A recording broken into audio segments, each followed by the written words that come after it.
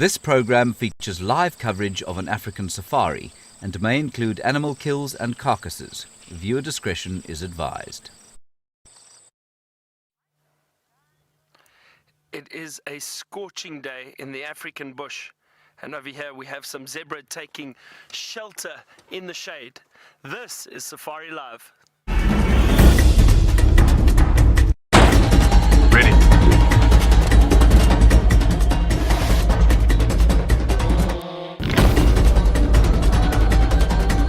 Standing by.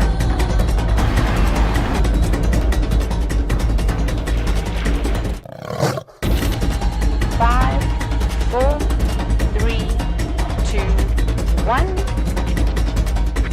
You are live, you are live. Good afternoon, everybody, and welcome to Safari Live on our Sunset Safari. My name's Byron, and on camera this afternoon is Brian with the thumb, and we've got a hedgehog thumb this afternoon. Different, very different. And the other vehicle is Taylor and Dave. They're heading down to Cheetah Plains. And then in the FC, we've got Kirsten. It's great to have you all with us, and welcome again. As I said, it is a scorching day today. It is about 37 degrees Celsius, or about 98 degrees Fahrenheit, so very, very hot. And we've just got some zebra and impala that have moved into the shade off to my left.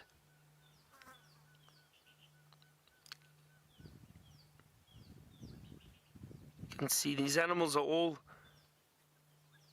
affected by the heat, and they are very, very clever, and they adapt well to these conditions. They'll move into the shade and spend most of the time during the day walking around, feeding, and then later on probably heading towards some water and getting a drink. These impala are beautiful, wonderful antelope.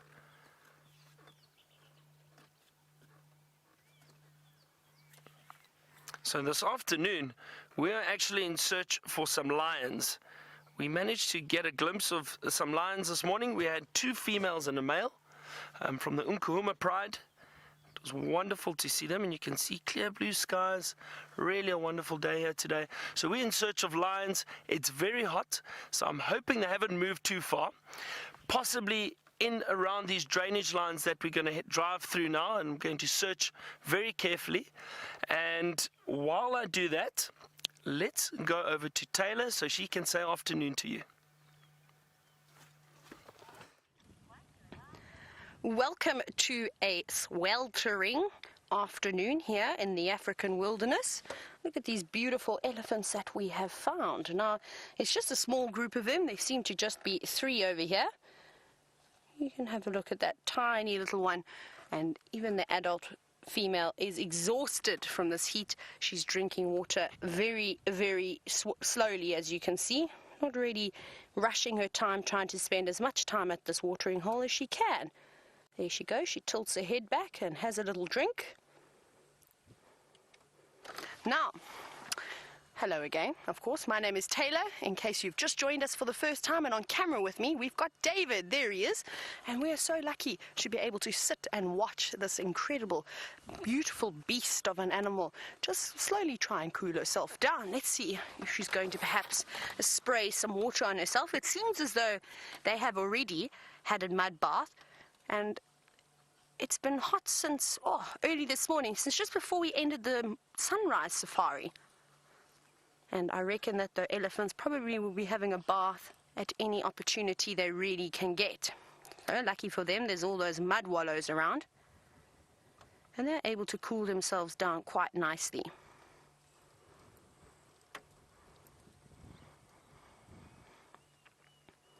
Now remember, we are on a live safari, and I'd love to hear from you, and I'm sure Byron would love to get some questions from anyone that's watching today. So you are welcome to do so by either hashtagging SafariLive on Twitter, or alternatively you could even send us an email, questions@wildearth.tv.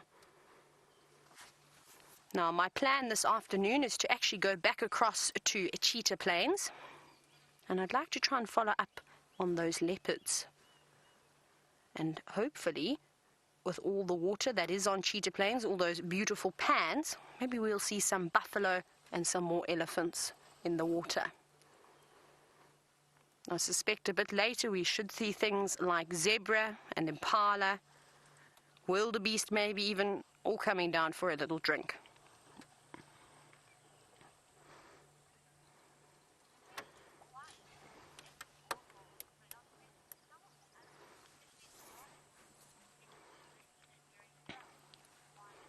Now, this pan that we're looking at the moment is a natural pan. So this is all the water that fell from the sky the other evening. And you can see it filled it up right to the top. There was a small amount of water in, but it was drying quite quickly. Now, Wyatt, you were wondering this afternoon if there were no borehole pumps and we weren't pumping water, how would some of the larger animals cope and find water? Now, elephants aren't really that badly affected because they are able to dig for their own water. So they can go to all those beautiful dry riverbeds that we often see and dig deep down into the sand, and beautiful fresh upwellings of water will come through. And also, the larger animals are very well adapted to migrating. So they would just do mini migrations and move further north or south and look for rivers that are still flowing. Now the problem comes in actually for the smaller animals, for something like a zebra, which is a water-dependent animal or a water buck. And they never really move for about 5 kilometers away from a permanent water source. Now you can imagine if all the pans in the area dried up, it would be quite difficult for something like impala and waterbuck and, for instance, zebra to have to migrate maybe 50 or 60 kilometers away before they could find the next water source. So it's actually the bigger animals that are a little bit more well adapted. This one going right in, not wasting any time. If I were an elephant, this is the one that I'd be too, standing right in the middle of the pool, trying to cool myself down as much as I could. And I do apologize, my aerial is in the way.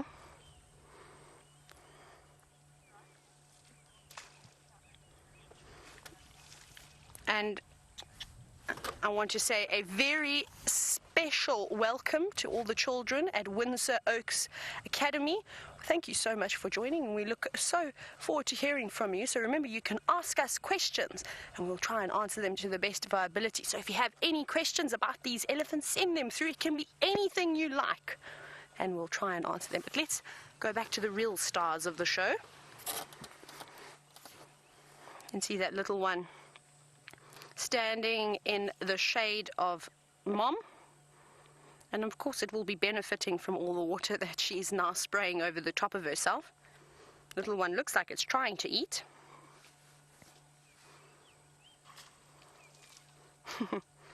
Getting a couple of splashes on its trunk. Now, I can't see from here if it's a girl or a boy. Hopefully if it moves around a little bit, then we'll be able to get a better view. It looks relatively young. It's probably less than about 6 months, or maybe almost 6 months old. Now, it is so hot here today. It is about 98 degrees Fahrenheit. I feel as though it feels even hotter than that. And tomorrow is going to be like sitting in an oven. Apparently it's going to be probably about 105, maybe even a little bit more than that degree Fahrenheit, but we will see. Hopefully we get a unsuspecting thunderstorm that comes over and rejuvenates and cools us all down. Look at this little one very carefully trying to pick at all the small leaves that are just starting to grow on that tree.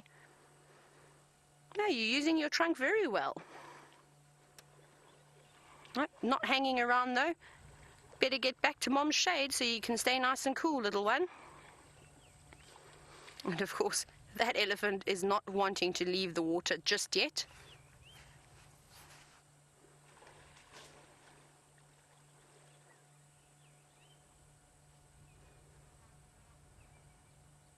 Very peaceful out here. Only a couple of robins singing in the distance.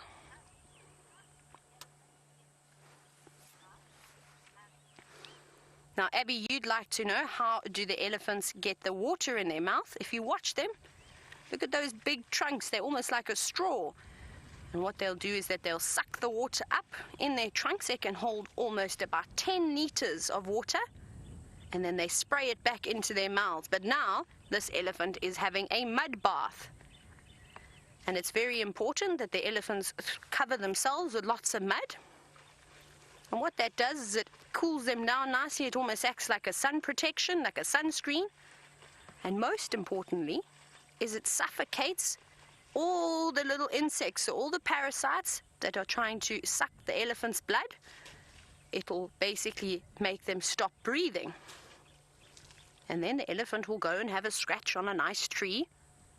And hopefully those parasites, those insects that are feeding on the elephant's blood, that would have died, would have then be scraped off of the skin and onto the tree, giving a little head shake.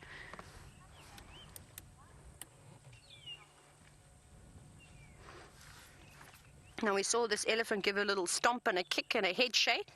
And I know that Hunter was wondering, why do elephants stomp their feet? Now, normally they don't stomp too much. Possibly there were some insects that were maybe irritating, maybe some flies or something that was biting the elephant.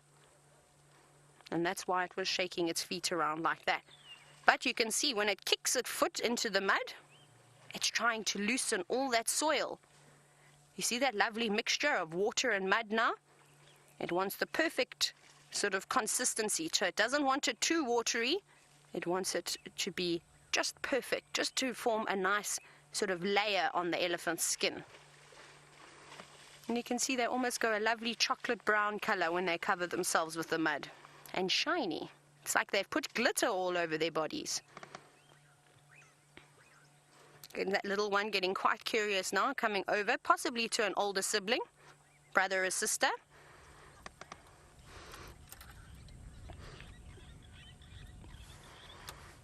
Now, I said that that baby elephant is probably around 6 months old or so.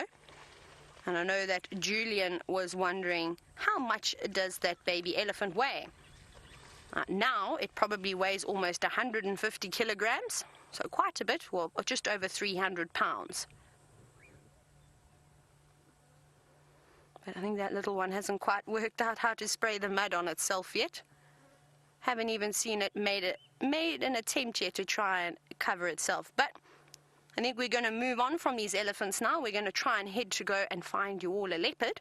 Let's go back across to Byron and see how his search for the Nkuhumas is going.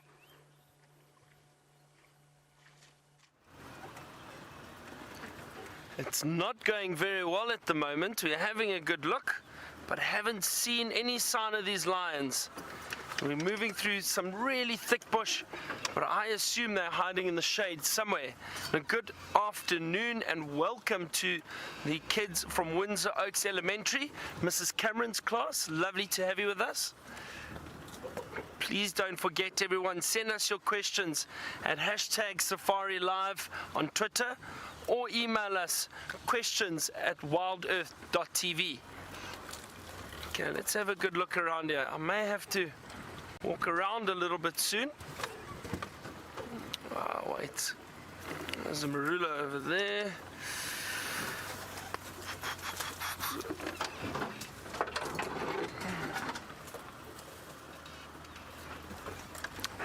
So it's quite tricky, everyone, trying to maneuver through this bush. You can see all these trees.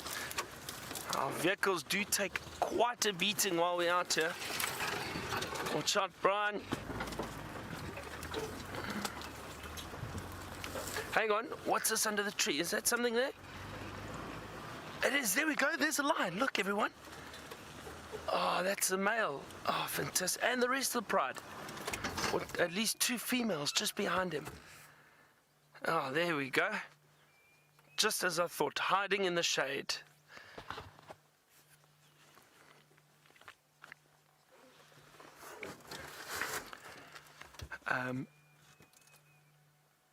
Always wonder sometimes who's more intelligent, us or the animals. And at the moment, it's definitely the animals because they're in the shade and we sitting out in the sun. I wonder where the rest of the pride is, if they are around. This Nkuhuma pride that we see on Djuma, it's a dominant pride around here, and territorial pride, and they've got cubs at the moment. So hopefully I get to show you the cubs. We'll spend some time here and we'll have a good look around, just trying to see if we can't maybe see anything down in this deep drainage line behind them. because I'm sure if there are other lions, they're probably hiding down there. It's nice or much cooler. I'm just trying to have a look with my binoculars. See if I can't see a flick of a tail or an ear or anything to give me a sign that they're down there. So Daniel has asked us a question, and Daniel would like to know, why do lions roar?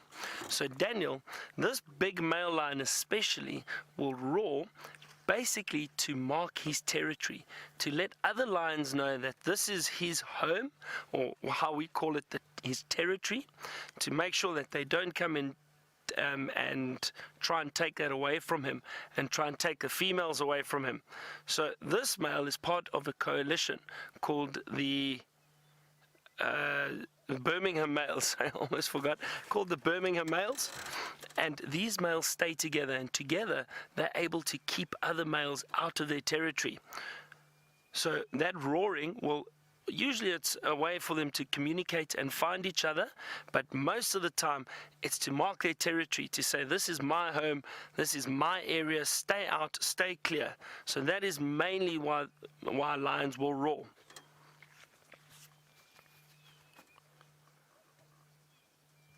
Can see he's panting very, very heavily there. It's very, very hot. So Julian has asked a question. Julian would like to know, how do lions protect themselves from other predators? So Julian, it's a good question, but what happens is that lions generally don't have predators that will try and hunt them. A predator is an animal. He's just fallen over there. Predator is an animal that will try and hunt another animal. So lions, the way they protect themselves from probably other lions, that would be their biggest threat, is they will do that territorial calling, and if they have to, they will fight one another, and that's biting, scratching. That's how they protect themselves. But they don't have predators as such, so which means they don't have animals that will go and hunt them. But they do have to protect themselves against other lions that might come into their territory. And they've got incredibly sharp teeth. And we might see this male's teeth again when he was panting. You could just see them.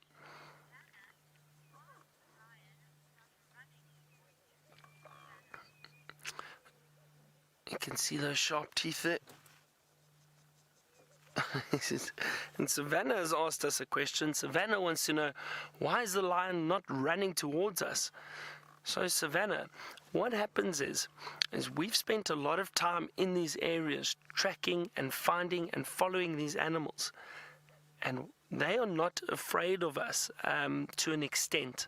There's mutual respect, so we don't try to get too close to make them angry. And we give them a little bit of space so they're comfortable with us being here. And because of that, they won't want to attack us. But we do still have to be careful. And also it's very, very hot. So this male is not too interested in getting up and running at us at the moment.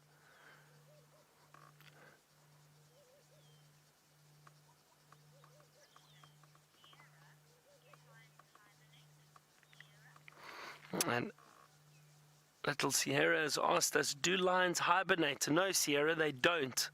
So these lions will move around throughout the year. They'll always be active.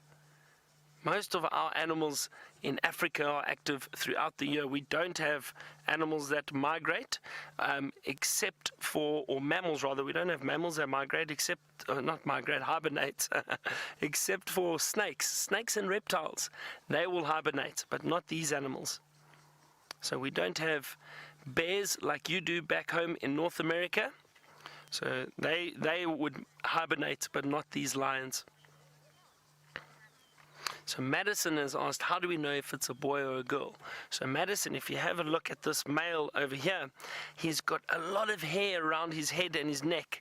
Can you see that? Very, very thick coat. And that is a male. The females do not have that at all. And unfortunately, we can't see any of the females at the moment. They're just lying down. But I have got a book here, Madison, so let me show you. Let me just find it quickly and I'll show you the difference between the male and the female. There we go. All right, so have a look here, and there you can see that is the female, or the lioness as we call it. You can see no mane at all, and very different to the male. And then you can see this beautiful big male right next to us, or very close to us. You can see that that mane that he has is much thicker.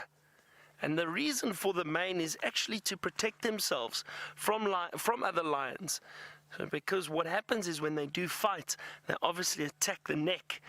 So they've got to have some protection, and that thick mane will hopefully protect them from other lions in case they do get bitten around the neck or the head.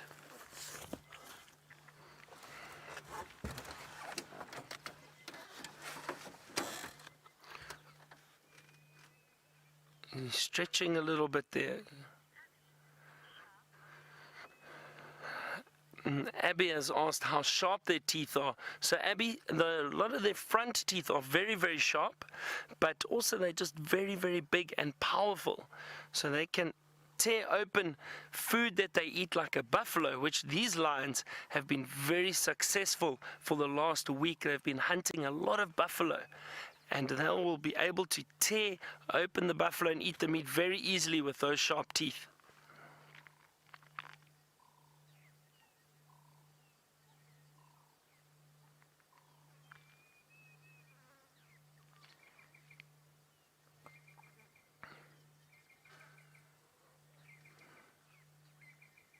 Can see how heavily that lion is panting. He's breathing very heavily, and they do that because they are hot.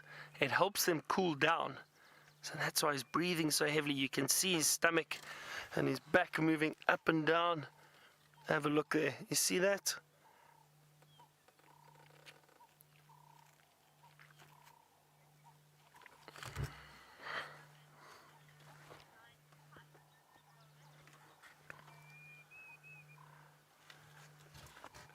So Rowan has asked us a question: why do lions fight? So Rowan, the only reason lions would fight, well, there are probably two reasons, 2 or 3. So what happens is lions will fight if a pride bumps into another pride, because they will not be family. And the reason is, then, have a look, this male's just standing up.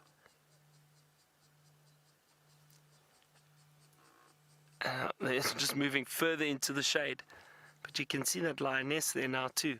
So what happens is these lions will fight one another if they bump into each other, because they are coming into their territory, so into their home space, and they don't want that. So that's usually when lions fight, especially males. The other time they might fight is if they're feeding on a kill. And the reason for that is, even though they're a family, the pride of lions would be a family or a group, if they are eating, we call it survival of the fittest. They still want to have more meat than the other one, because if they don't eat, they won't survive. So even within a family, they will fight over their food to make sure they get as much food as possible.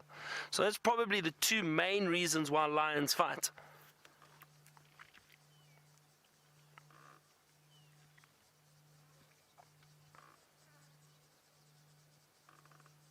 Still don't see the rest of the pride.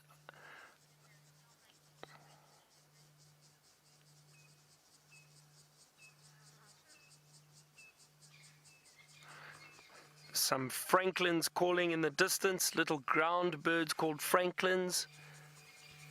A few birds calling, but it is still very hot, so not as active as they are early in the morning or late in the afternoon. We may hear and see a lot more birds later on this afternoon when the temperature starts to cool down.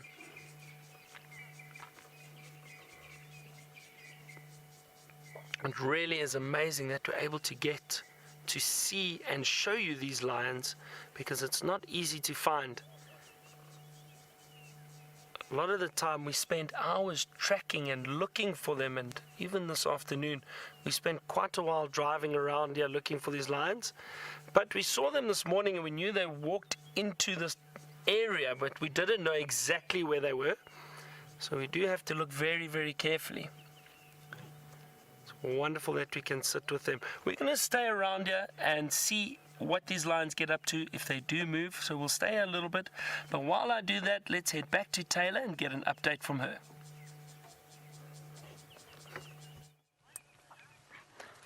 We're not far from Cheetah Plains now, and we've come across a buffalo herd, which seem to be quite spread out. They're both far on the western side of me, and as well as far on the eastern side, except this little buffalo over here. Now, unfortunately, this buffalo is looking a little bit on the thin side, and that's because of the drought that we are experiencing. So we haven't had enough rain, and the buffaloes unfortunately haven't got enough grass to eat. Now, they normally eat grass, but you can see that this buffalo has decided to eat some leaves, which is not very good for its tummy, as its digestive system unfortunately cannot really digest the different proteins in the plants, which is not good. But I don't know if you can see the glistening on that buffalo's nose. Now, that's a good sign. Even though it's looking a little bit on the thin side, its nose seems to still be quite wet, and that's normally quite a good indication to tell how healthy a buffalo is, in combination with a couple of other signs. When it goes dry, it often means that they're quite sick. But eating too much leaves, unfortunately, can make them sick too. Now, Daniel, looking at this little buffalo over here, you've noticed that it's got big horns, and you're wondering, why do buffalo have such big horns? Now, they're a little bit different from the cows. And this young buffalo over here is still going to get a much bigger set of horns as it grows older. Now, typically the males have got big horns. It almost looks like it's a helmet on their head. And they need that big helmet so that when they fight each other, they can clash heads, so they run into each other and hook their horns. Also, those horns are for protection for the buffalo. So when the lions, which love to eat buffalo, try to come and catch them, they can try and fight them off with their big horns. But this little buffalo better catch up to Mom. I can see her in the far distance. Now, it is tough. Nobody wants to use too much energy in this heat. That's probably why this little one is moving along slowly. It's thin. It's probably not as strong as what it was when there was lots of food around. And of course, in this heat, it's not really great too. They're going to be burning lots and lots of energy. Oh, it's hiding very well behind this tree. You can see it just there. Now we can see, can you see that other one looking through the bushes? Look at that, looks like a big male.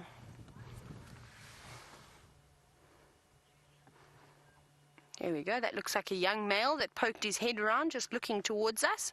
Now, Julian, you want to know, since we've been speaking about horns, why do they lock their horns? Sorry, excuse me, I've got hiccups and I'm trying to make them go away. So every now and then I have to hold my breath, but it's not working too well. So, Julian, they don't lock horns like, for instance, there's an antelope called a kudu. Often kudu will lock horns, the males will lock their horns and they get stuck.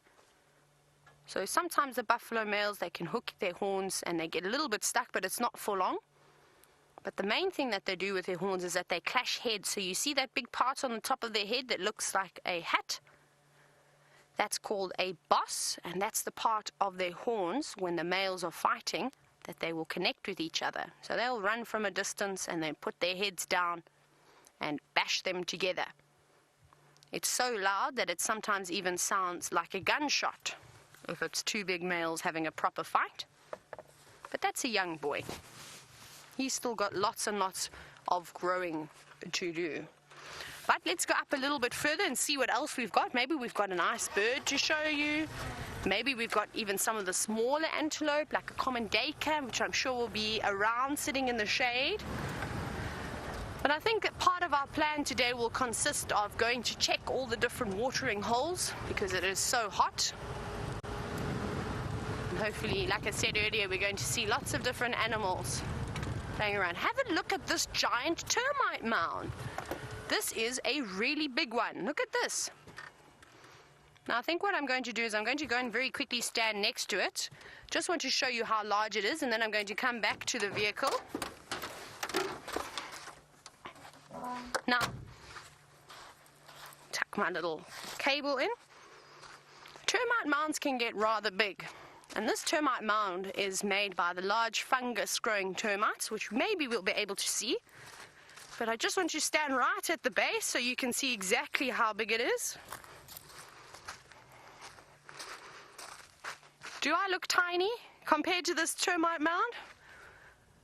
I think if I had to climb up and go up to the top, I'd probably have to roll back down. It's so steep. Now, looking at this termite mound, and you think that that top bit is very high, that is only 1/3 of the termite mound. So 2/3, so double that, goes underneath below the surface. And that's where the mound originally started. And as it gets bigger and bigger, they start to build it up like that. Isn't that incredible? Whoops! Almost fell over. My wonky ankles. Alright, let me plug myself back in again and we'll carry on going. There we go. Now, I'm unfortunately going to have to say goodbye to everybody at Windsor Oaks Academy. I hope you had a lovely time with me and David this afternoon. And maybe we'll catch you sometime soon. But let's go back across to Byron.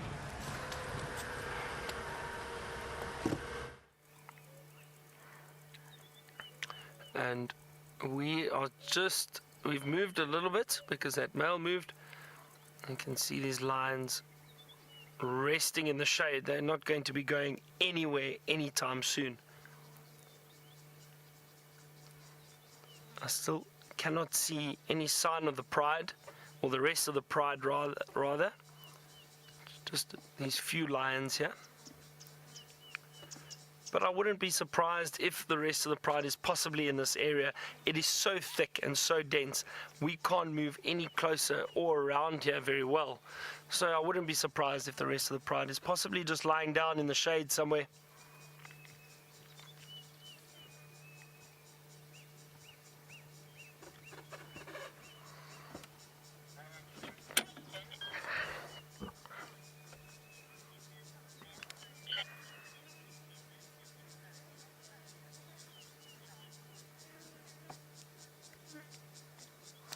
Go ahead for Byron.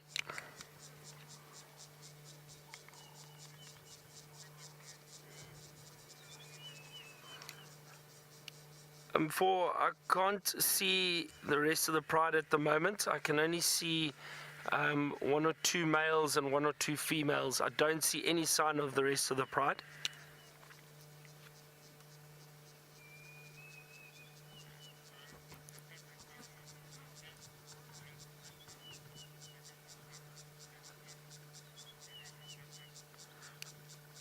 They're not on the link. They're in the middle of the block between Mvubu and Gallego shortcut, right up against the drainage line.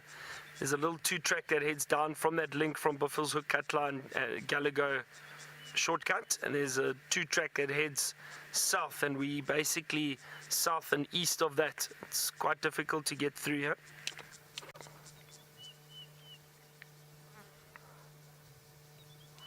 So, as you all know, we are in communication with some of the other guides and that in the area, and that's good because we let each other know when we do find stuff, and they let us know if they find anything interesting. So we just update each other often when or all the time when we do find lions or leopards or anything interesting like these big cats.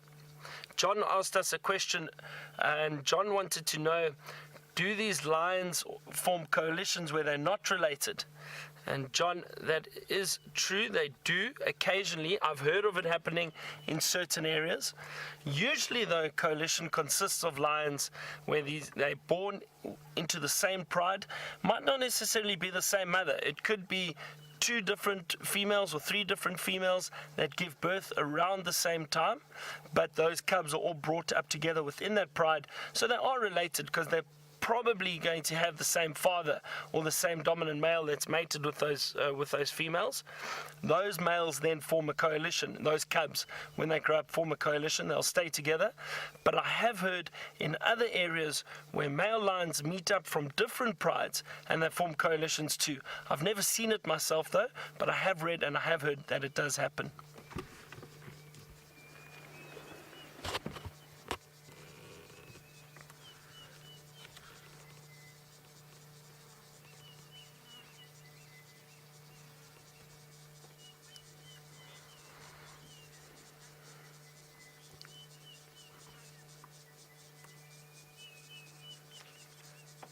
Ben has asked us a question. What bird is that in the background?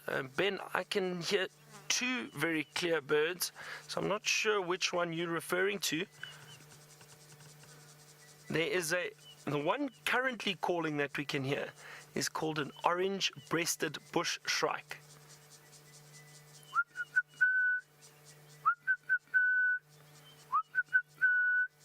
That's the orange-breasted bush shrike. That's probably my best bird call. we always try to see if we can mimic some of these birds, and it's not that easy. There was also a cuckoo calling, a Diedrich's cuckoo. And that, the Diedrich's cuckoo sounds like it's going, Diedrich, Diedrich. And that was also calling earlier, so I'm not sure which one you heard. But I hope that answers your question to which bird was calling in the distance. Either that's the Diedrich's cuckoo. Diedrich. And then the other one that's been calling non-stop is the orange-breasted bush shrike. So I'm hoping it's one of those two that you heard.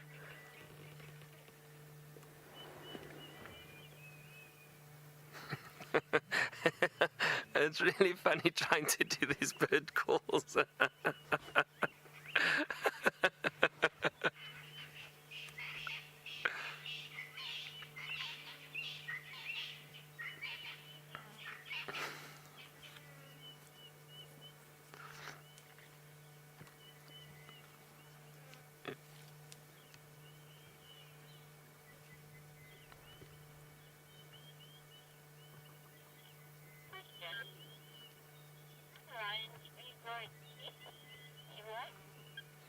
Leroy has asked us a question. Can the lions regrow their teeth? So Leroy, I've seen lions break teeth, adult lions break teeth before, and no, their teeth don't regrow. I'm not sure when there are cubs, I think they will possibly have teeth that come through and regrow as youngsters, but adults, I have seen adults with broken teeth and they do not regrow. They'll have that broken tooth or even a missing tooth until they die.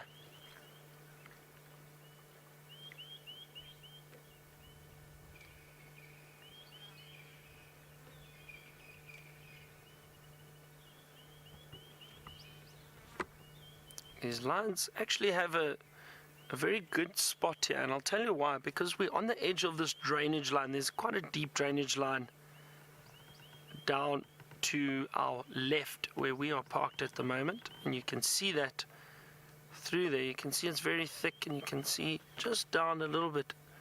I mean, look how dense that bush is, but there's a nice drainage line down there. But what these lions have done is they positioned themselves in a very, very good shady spot, as you can see. And because they're on the edge of this drainage line, they actually have a nice cool breeze coming along here.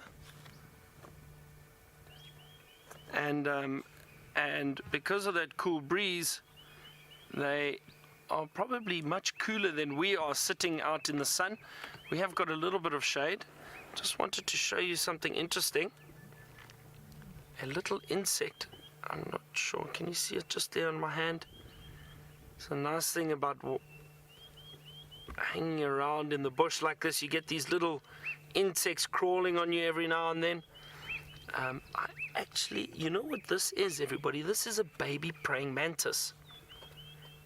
That is incredible. It is making me twist my arm. Hold on. There, look at that. A little baby praying mantis.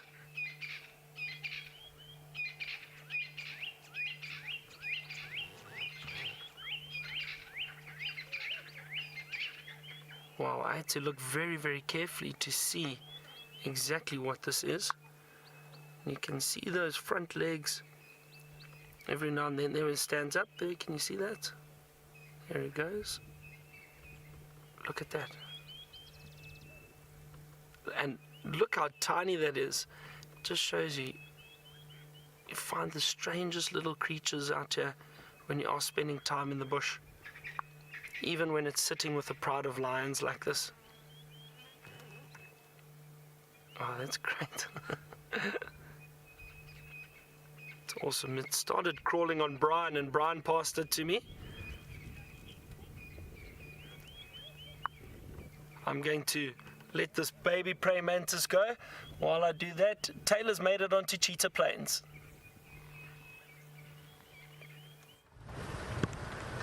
We are safely here on Cheetah Plains and we're making our way straight towards the southern boundary where we last suspected that we saw quarantine.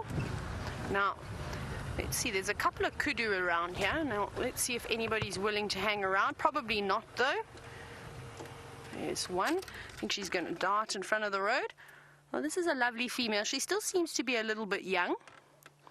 And there's a couple more adults on the left-hand side of the road who we can just see their rumps for the moment. You can see them feeding in the shade, which is a good thing to do. Actually, it doesn't even look like she's eating at the moment. Oh no, there she's starting to move her head. And there's a nice breeze coming through now. I wish it was a stronger breeze.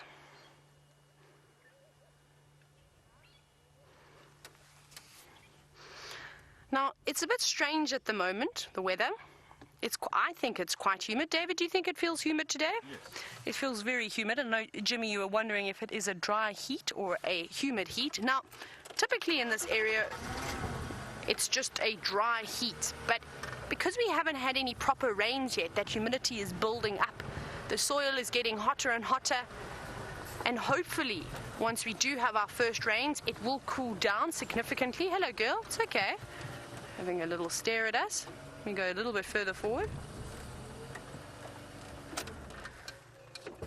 And then those first rains will bring that humidity right back down to zero again. Look how she's giving us a stare. Isn't that lovely? Hello, girl. You can almost see down inside her ears. And they're lovely and concave. Very good sort of satellite dishes, that satellite shape to move them around and be able to pick up sound. Well, I'm glad she didn't run away from us. She just moved in to have a little eat and stand in the shade again. You can see those lovely white markings under the eyes. Very similar to what we see on the lions and leopards. And of course, that helps reflect light back into their eyes. But now, of course, unfortunately, the kudu's eyesight is not the same as the predators. It's much, much different, in fact. And they don't really rely on their eyesight as much as they rely on their hearing. Look at this young cow. Have a look at her, how she's watching us. I think this must be her mother. Remember I said that this looked like a young kudu cow? And I wonder if it's perhaps not the offspring of this female from a year ago. She's not massive, but she's not tiny either.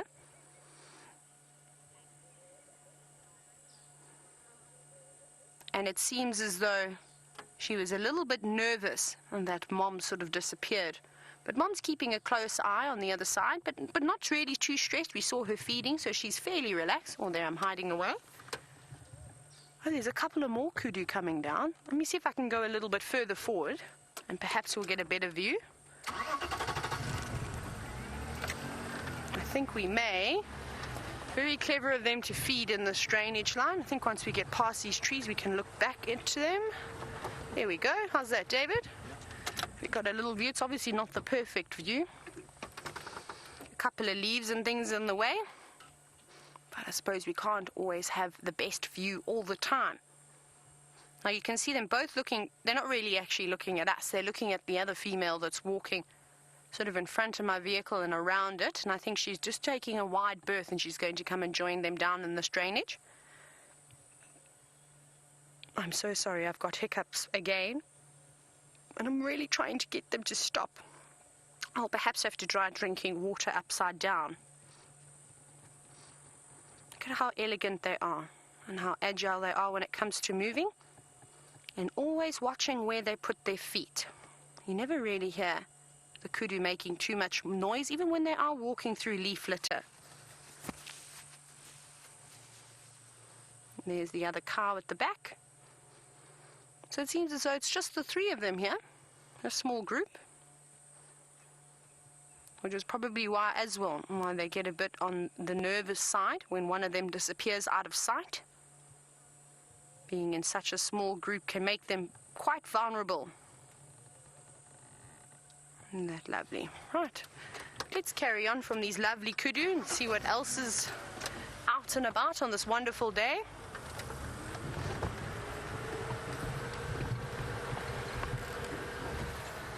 Now, something that we're definitely going to be following up on. Have one more look at this kudu. That's, sorry David, Wendy, why are you doing these strange things to me today? Sorry, a few of you are hoping to actually go and have a look at that buffalo that we saw stuck in the mud earlier this morning. Well, I didn't think it was stuck. It definitely looked like it could move its legs around. I think it's just very weak, so that's definitely a place that we're heading to. Also, I'm sure we'll find some zebra around there. And look at the two crested francolin that have obviously been disturbed, that are now about to cross the road. I think as this kudu went in to feed, she chased these crested francolins out, who don't seem to be too impressed. But they've got the entire world. There we go. They can go and stand under the shade of another tree. Oh, but first a little bathroom break and a little dig in some elephant dung. Now I'm surprised that, oh, there we go. What have you got? Did you get something delicious? Maybe it was a little termite and some soil. So, sorry, like I said, I'm surprised that they're not feeding in all the fresh animal dung. That's another thing I want to follow up with this heat and with the dung having so much moisture to it. I could only imagine that there'd be lots of insects around. And if I were a bird, especially a ground-dwelling bird like a francolin or a spurfowl, that's probably the place that I'd be going to look for something to eat. But perhaps they feel a little bit like us today and not wanting to eat so much when it's so hot. There's almost nothing worse than that. She is an absolutely lovely kudu. Look how she keeps coming out. It's the same one that we saw. Hey, beautiful girl. She's very relaxed with us. Relaxed, but still keeping an eye out on the others behind us.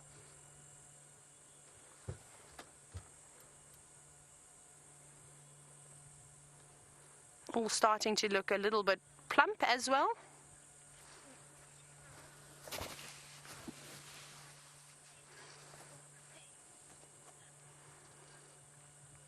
Now I think that they're going to hopefully have some calves this year. Now this species of kudu that we're looking at is the greater kudu. And I know that Liz was wondering if there's any difference between the two species, or is it the same species with just different names? Excuse me. Now the greater kudu, which is the most common kudu that we see around in Africa, is much larger, much bigger horns, much bigger body size. And I believe that the lesser kudu tends to be a little bit fluffier. If I'm not mistaken, it has been a long time though since I've spoken about lesser kudu, I must admit. I think you can find them in sort of the Karoo region of South Africa, where it gets a little bit colder. And I don't think the lesser kudu have that beautiful big mane on their chest. I'm just trying to remember a photo. Perhaps I'll have to look in my book just to double check. But I think the males do lack that beautiful mane. Now, I don't know if I'll even have it in here. I'll have to just very quickly check. Let me have a look while we watch this beautiful girl. Suppose I need to go to K for kudu here. 243. I don't think I've even seen a lesser kudu before. Let's see if there's anything about it. I actually don't even have anything about lesser kudu in my little mammals book. Maybe even the area that I'm thinking about, that I've heard of them being in there, maybe they were relocated and introduced. There is a lot of breeding sanctuaries down in South Africa and sort of the eastern part of the world down there. A lot of big game breeding projects. So that's possibly where I maybe saw a picture or something from, but I'll have another look at those kudu. Hello, Cassidy. So Cassidy is 5 years old and is wanting to know, why do kudu have those stripes? Now, Cassidy, it's very important for these animals to have different colors and markings on them, because it helps them camouflage. And this morning I actually showed everyone how easy it is for a kudu to disappear into the bushes because of its beautiful markings. So these stripes, these are called disruptive markings. And it helps break up the solid color. So all that brown, it helps break it up and helps it easier to blend into the vegetation, to hide away from the lions and the leopards, and maybe even the hyenas. That was something I saw quite a bit of down in the south, was that the hyenas seem to enjoy kudu quite a bit. They hunted them on a regular basis, and it made it quite difficult because the kudu would often alarm call, like they would almost alarm call for a leopard, and they do so for a kudu. And it just proves to you how good of a hunter hyenas actually are, to be able to take down something as nimble as a kudu.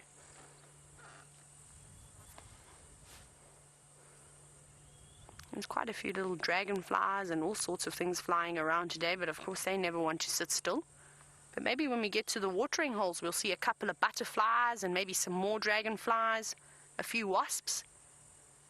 I can only imagine that they'll be down there, perhaps some of them collecting mud or just quenching their thirst.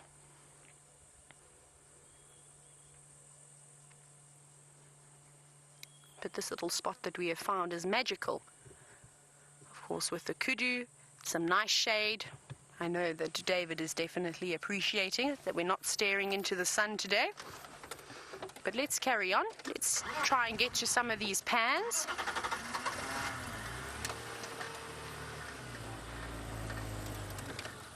Sorry, girl. I'm going to try and sneak past her.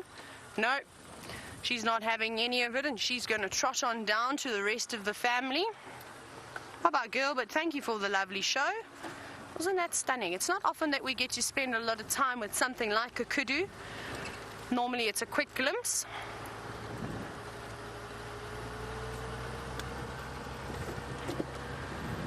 Now, we were chatting about their ears quite a bit, and the kudu obviously have those beautiful concave ears, and I know Aaron from New Zealand was wondering sort of what my opinion is about the kudu's hearing in comparison to the other antelope species.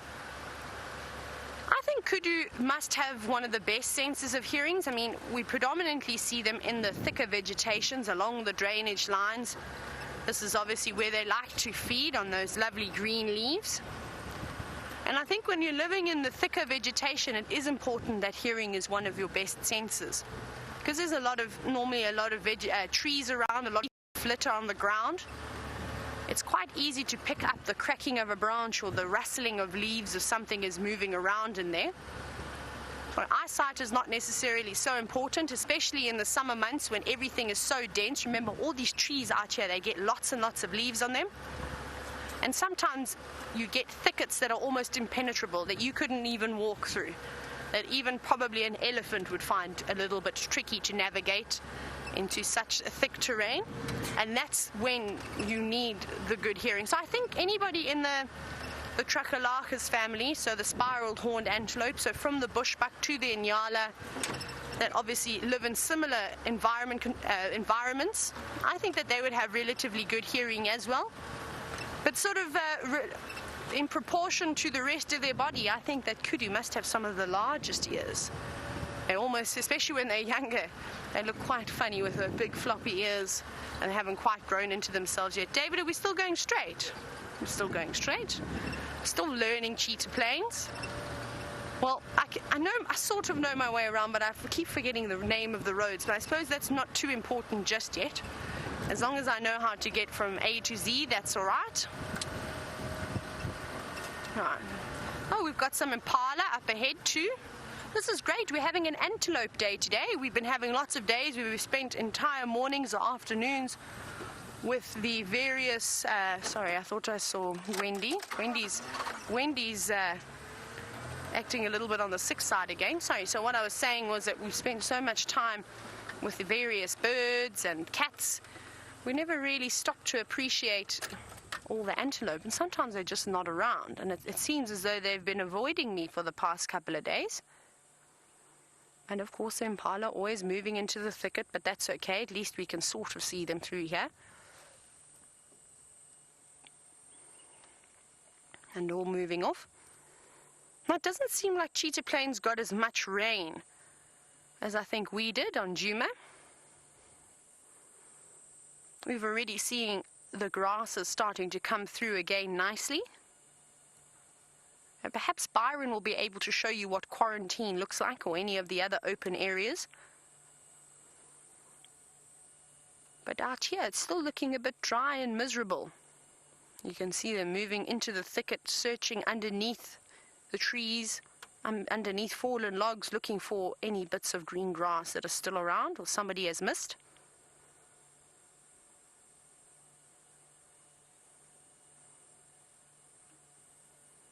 And they're just carrying on with their day, heads down on the ground, trying to meet as much as possible. Let's carry on a little bit further though and see what's around the next door, or around the next shrub I should say.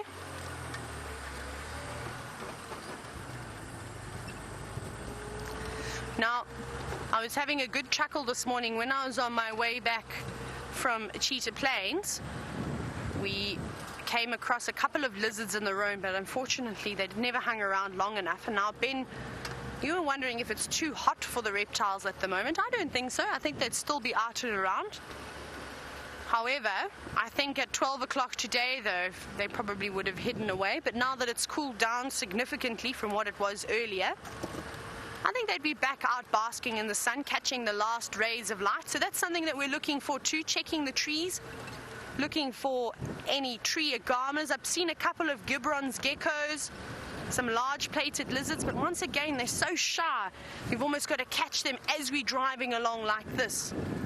It's like they see the camera and they zoot on back into their holes or behind a piece of bark, and then we just can't get a proper look at them. But we'll keep an eye out. Maybe we will see some today. Especially with all the insects around, everything is going to start to come out. I know that Louise found a scorpion in final control. So that poor scorpion was probably trying to get out of the heat, and well, a nice air-conditioned final control. That would be a spot that I'd probably go to as well. And that's the other thing, and that's what you also have to be quite careful about when you do come on. If you ever get the privilege of coming on a safari one day, is that you have to be careful on these hot days and not to leave your doors and windows open, as nice as it is to try and have a breeze come through. If it is an exceptionally hot day, well, the reptiles are going to want to escape that midday heat, and sometimes, well, underneath your bed could be a very good spot to do so. So we were all chatting about it today, how we're going to have to start keeping our doors closed. Otherwise, one of us might end up with a little snake or something that's not wanted under our bed. So we're going right. Just double checking. Well, we're still making our way around to the southern boundary to see if these leopards are around. And I don't think they would have gone too far. Hopefully they haven't. And we'll just see, because the closest water, we're still going straight here. Now, I was having a look at some of my photos from this morning of Nkanyeni, and I'll tell you why I was having a closer look. I was a little bit sort of confused, I suppose you could say, but at one point I saw when we first arrived, I saw she had the big gash on her left shoulder. And then I didn't see the mark on her right front paw though, sort of on the outside of her paw. And obviously halfway through the sighting we saw it started oozing with blood. I was a little bit concerned by that. So I went back to the first photos that I took when we first arrived, when Quarantine and Nkanyeni were having a bit of a sort of a standoff when she was flirting slightly. And I zoomed into one of my photos, and that gash is indeed there on the outside of her paw. But it seemed to be a little bit more closed. Now, I wonder if that was not opened either by her licking on the paw when she was trying to remove those thorns, or maybe one of those thorns that she sort of pulled out of her foot, maybe that long stick hooked and then reopened the wound. Wow, let's have a look. We're at our buffalo, and I don't think that this buffalo is alive, unfortunately. Oh no, it is. I just saw an ear twitch. Now you can see it sitting here It's barely breathing. You can see it taking a couple of breaths. And I did see an ear twitch. But like I said, it's very sad this buffalo is not stuck in the mud. It was able to move around. I think it has even moved from where we saw it this morning, slightly. But the fact that it is just so weak, and of course it's just trying to escape the heat, well, the perfect spot obviously is then to sit in the mud. But I don't think that this buffalo will last too much longer, especially after today's heat. I think that this is going to be the end of this poor buffalo. And we know how sad it is. But once again, it's providing a meal for somebody else. I think we'll leave this buffalo in peace though, and we'll carry on a little bit. Well, we're not too far now from where we last saw those leopards. So I think while I try and find them again, let's go back across to Byron and the Nkuhumas.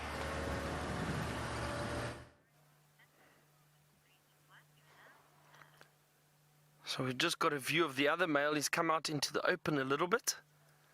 He's lying in the sun now. He must be very, very hot. Look how he's panting.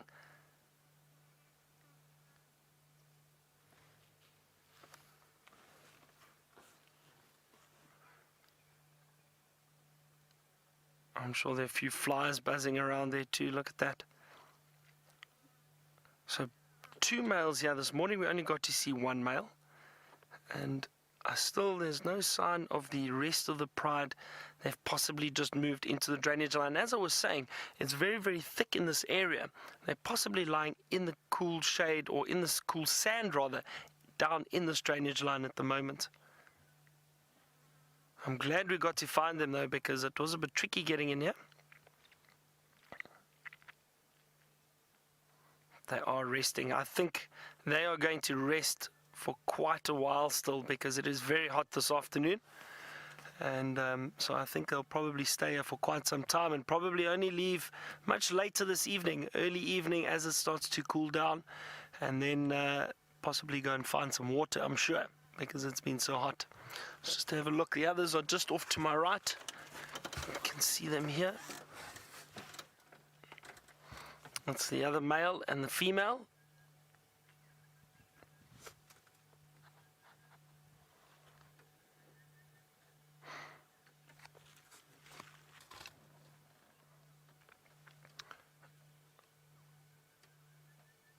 Resting very, very comfortably.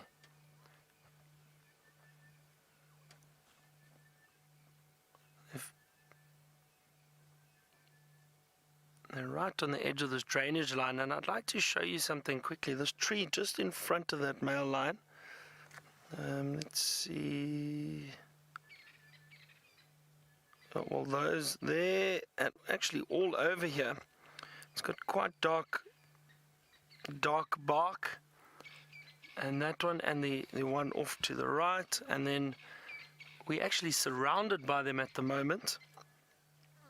And why I say it's interesting is because all these trees are poisonous. They won't harm the animals in any way. And can you see this one right in the center of your screen at the moment? That's a young one, much lighter, the bark, so it can get confused. So you really have to be careful when you're in these areas. And I'll tell you why. Is when you're in the bush and you need to make a fire, you never use the wood from this tree. This tree is called the Tamboti tree. And as I said, it is very poisonous. So this tree always grows along drainage lines. They do need a lot of water. So they are growing all over here at the moment. So if you do find yourselves in the bush and you need to make a fire, whatever you do, don't collect wood near these drainage lines, because all these little sticks and branches around here are from the Tamboti trees. The reason why I said don't make a fire with it is because these trees are so poisonous. The smoke, even just the smoke from the fire, if you inhale too much of it, can make you violently ill, give you a seriously upset stomach, cause nausea, headaches. And if you happen to cook on that fire, if you happen to cook your meat or anything over that fire, over those coals with that wood, the flavor and the smoke goes into the meat, and you'll get incredibly sick from it. That's how poisonous it is. So we've got to be very, very careful not to use this wood. It's got quite a sweet smell when it does burn. But what I find very interesting is that animals in this area feed off the leaves off these trees. Animals like kudu and black rhino also love to feed on tamboti trees, which is very, very interesting. I have not seen black rhino in this area for quite some time, but they do move through the areas occasionally, and they are quite rare and endangered. But they happily feed on the tamboti leaves, which is interesting. It doesn't affect them. And like I said, the kudu too, they'll also feed on it. So their digestive system is obviously adapted to neutralize the poison from this tree. But we as people do not want to get near this tree and not want to use it to make fires at all. So be very, very careful. And like I say, it is tricky because sometimes the young trees look very pale and light compared to the older trees that are much darker. You've got to be careful. So we call this a tamboti thicket, and it's a perfect area for these lions because it is so dense and they're in perfect shade at the moment.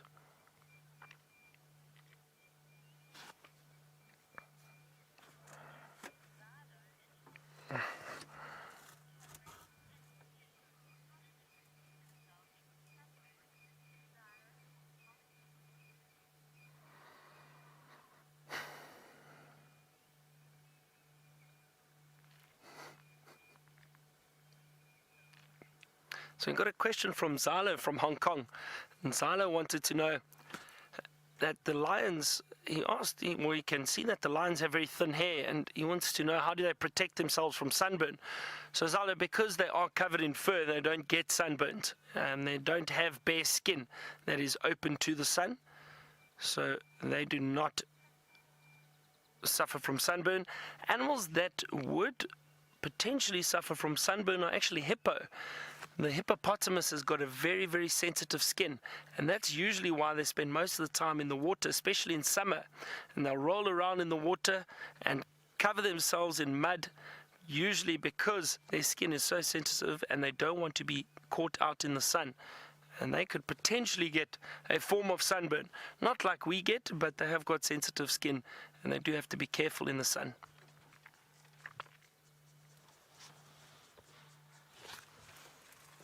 That other male still out in the open, and beautiful light on his mane there, that golden mane.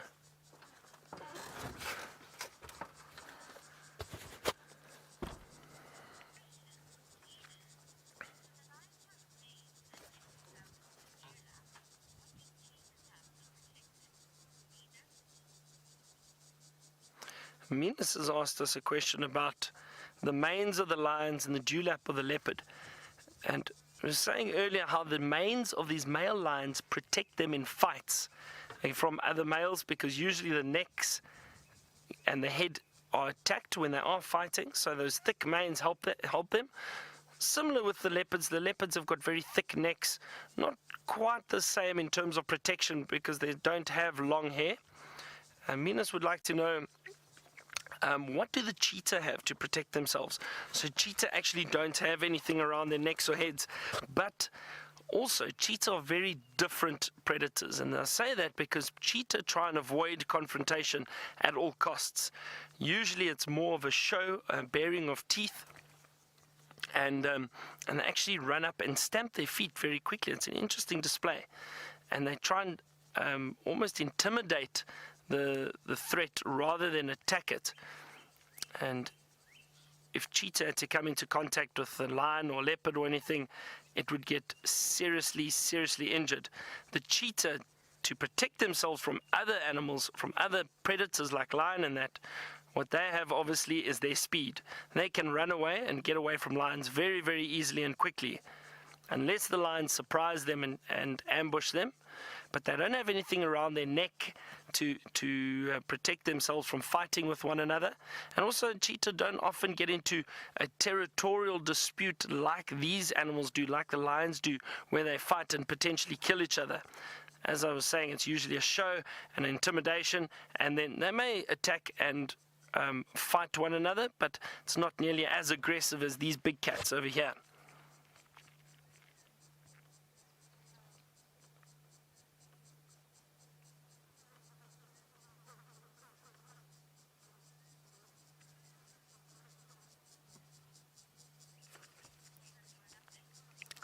So I think what we're going to do is we're going to leave these lions.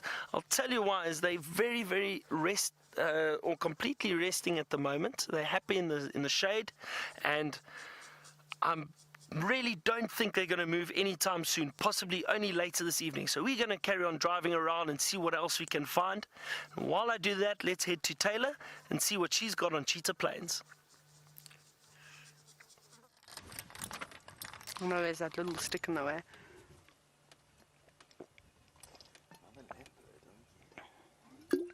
Leopard streak. You will. Yeah, I think it is him.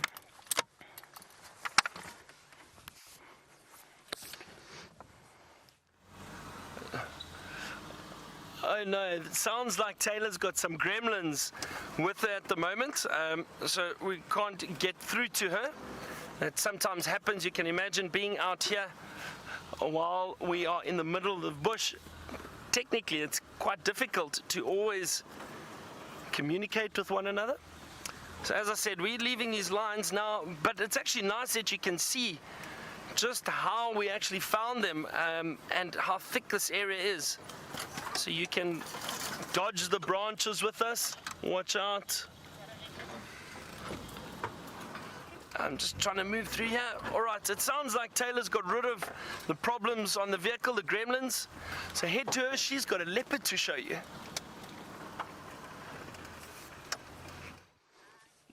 Now, we're back at the termite mound where we suspected that quarantine was. We did see a vehicle from Mala Mala parked here this morning. Now, I'm not sure if anybody can see anything just yet. Can you see anything? Ah, look who we've got still sitting on the termite mound. Mr. Quarantine himself. Now, he hasn't moved much at all. He's moved from the right-hand side of the mound to the left. He has really just been following the shade today, and I don't blame him after being chased around by Nkanyeni this morning, but she is nowhere to be seen. So perhaps she was happy with him as he moved out of her territory.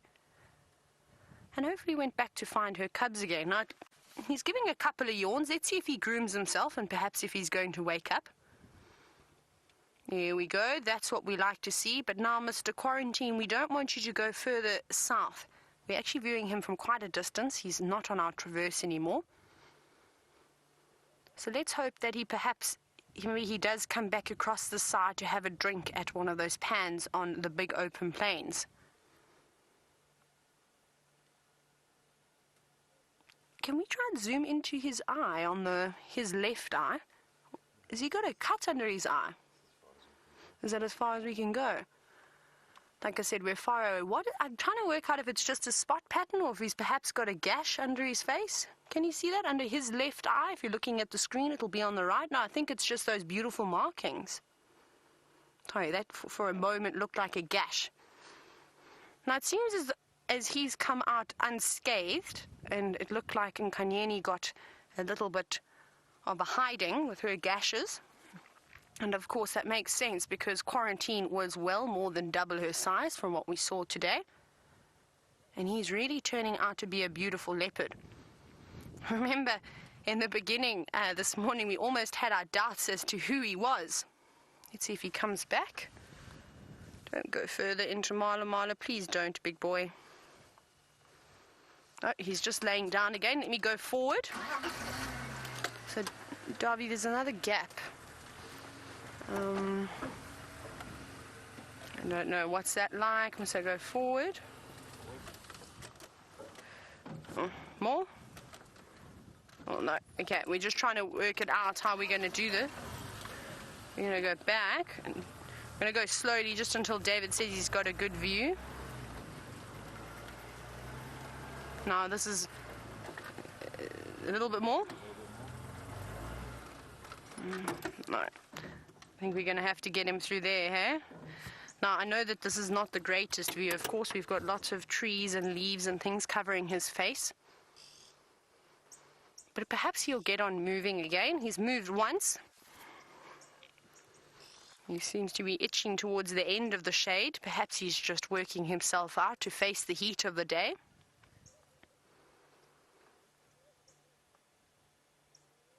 But he looks relatively well fed. He doesn't look particularly thin, and from what I understand, he seems like he's quite a successful boy. But he is looking lovely. I think this is definitely going to be a leopard to watch out for in the next couple of years.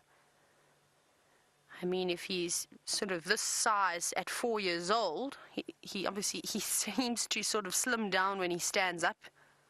He's not as big and as stocky as Tingana just yet, or Mvula. But I'm very impressed that he is almost 4 years old, and he looks like this already. And doesn't seem to be too bothered by the flies like we saw Tingana was yesterday afternoon. He was almost having a complete meltdown and swatting the flies, trying to bite them.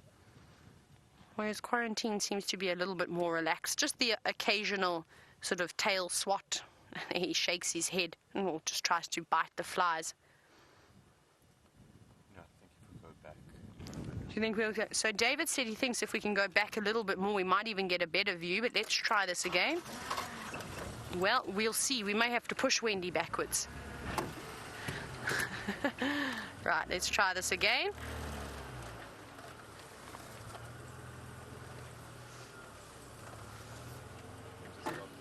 That good?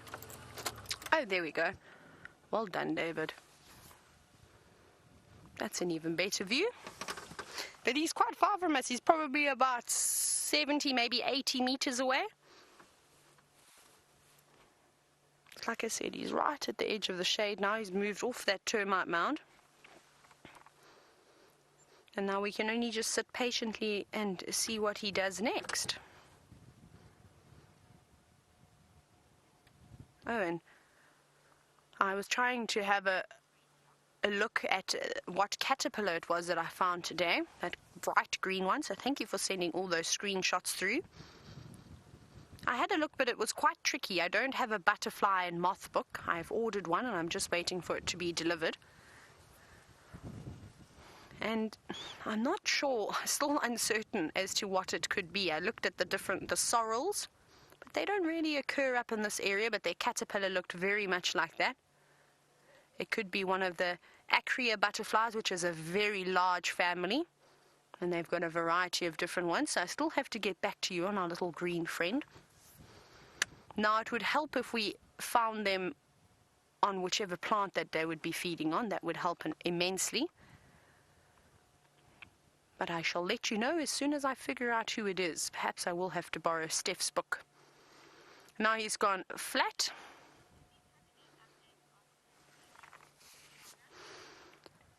Now, you can see he seems to have gone back to sleep for a little bit. And Donna, you're wondering if we have any updates on Sindile. So I haven't seen Sindile yet, but I know that he has had his collar removed, and how exciting is that? Remember, we said we were going to do that as soon as it was possible, and they have indeed taken it off. And I believe he was seen around in Koro and on Cheetah Plains very briefly, I think a few weeks ago, maybe a week or so ago. But I haven't seen him for a very long time. I think the last time I saw Sindile was down in the south, in the southern sands, very far from home. But I think he's up and moving around in the area somewhere, and I'm sure he will probably pop around, hopefully soon.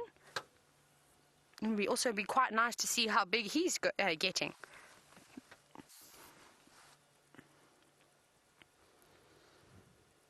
You can see the wind is now starting to pick up again. There's a bit of a haze in the sky, which is good for us. Hopefully there will be a bit of cloud build up a little bit later. Now I'm very thankful for this breeze now. Beautiful big sleepy leopard. And we probably will just spend a bit of time with quarantine and see if he does decide to wake up. Hopefully the flies bother him enough that he does start moving again. And like I said, from here, the closest watering hole is actually on Cheetah Plains side, so hopefully he will decide to come back across here.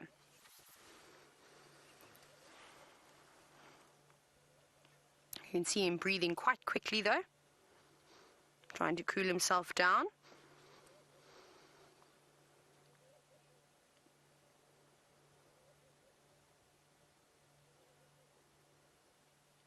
It's really beautiful out here this afternoon.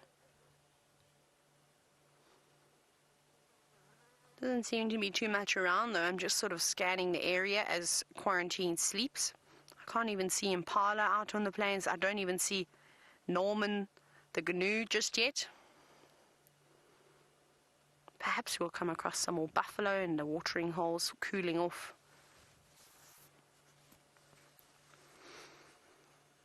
But I think what we'll do is I think we'll sit here for a couple more minutes, and then I'd like to go and do a little loop and just check the watering holes just to see if there's perhaps anything in them or anything coming down to drink, and then we will come back to Mr. Quarantine.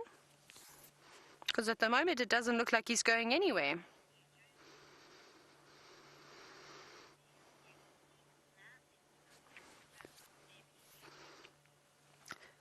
Now, something that we were talking about this morning is the various identifying features of the leopards. Actually, we've been chatting about it now for quite some time.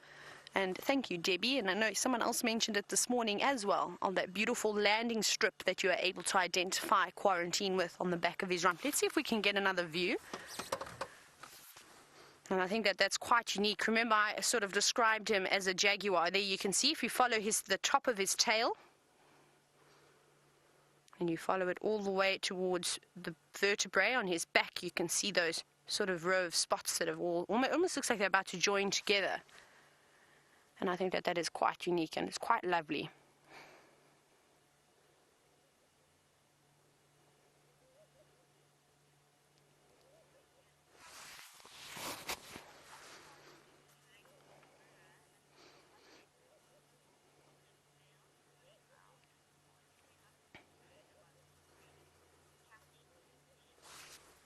Now, Kathy from Tennessee, you've asked a wonderful question this afternoon. You want to know, because Quarantine is related to Karula and a couple of other leopards in the area, will there be other leopards that will try to push him out, or is there not really a worry about inbreeding? Remember now, inbreeding is common with the cats. It is normal for a couple of generations. He's looking up, he's listening to the other vehicle that's coming on around.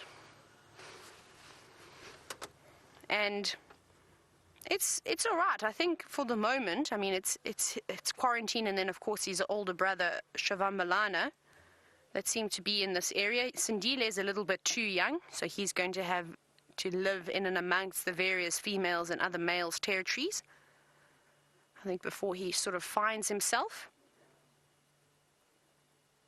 And I don't think Tingana and Mvula really come this far, so for the moment he'll be all right.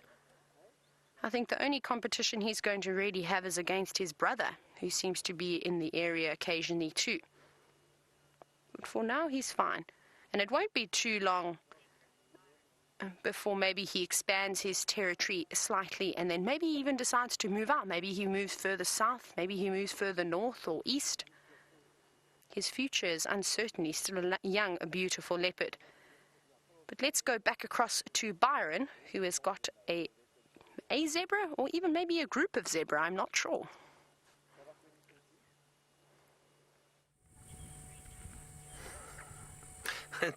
It is indeed a group of zebra, Taylor. Have a look, there's one there, and then a few off to the back. They are beautiful animals. They're enjoying all this green grass which has just started to shoot out. Within the last week we've had some good rain not too long ago, about 4 days ago, and already we're starting to see signs of some green foliage coming through and green grass. And these zebra being grazers, so they mainly feed on grass. They don't feed off leaves of trees unless they are really, really desperate. So they're looking for all the good grass, and that's what they found around here.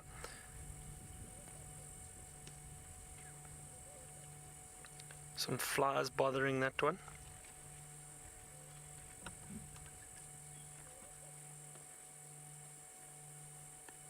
Look at the tail. The tail's constantly moving backwards and forwards, chasing flies away. And it's interesting, sometimes if you're lucky, you'll see zebra standing head to tail next to one another. And they often do that to keep the flies out of each other's faces. They'll swish their tails from side to side, chase the flies away. Look at those beautiful stripes, black and white. And if you look closely, this is very interesting. This is known as the Burchell zebra or the plains zebra. And you can note, do you notice that little light brown shadow in the middle of the stripes? So that is quite distinct of the Burchell zebra. They've got the black and white and then this little brown shadow almost in between the two stripes. Some of the other species like the Cape Mountain zebra, which we do not get in this area, but they do occur in other parts of southern Africa, mainly down in the southeastern part of South Africa, and their stripes are a lot closer together and completely black and white. There's no shadow between the stripes. So it's only the Burchell zebra that have got this. Aren't they beautiful?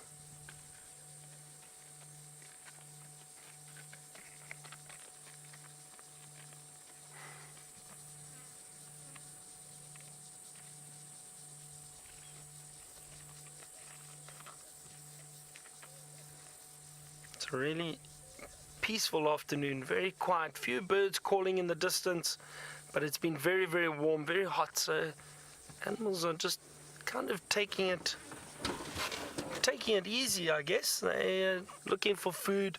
Possibly, if most of them have probably headed to the waterhole already today.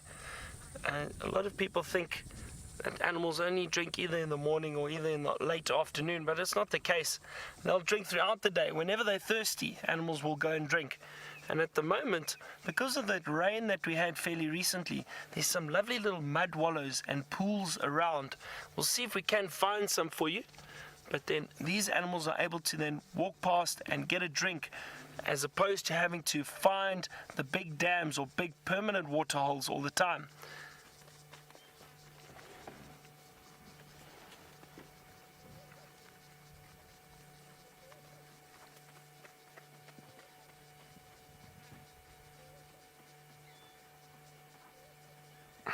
That little one running down there. And you can see this is a bit of a drainage line that we are in at the moment, so it's nice and cool.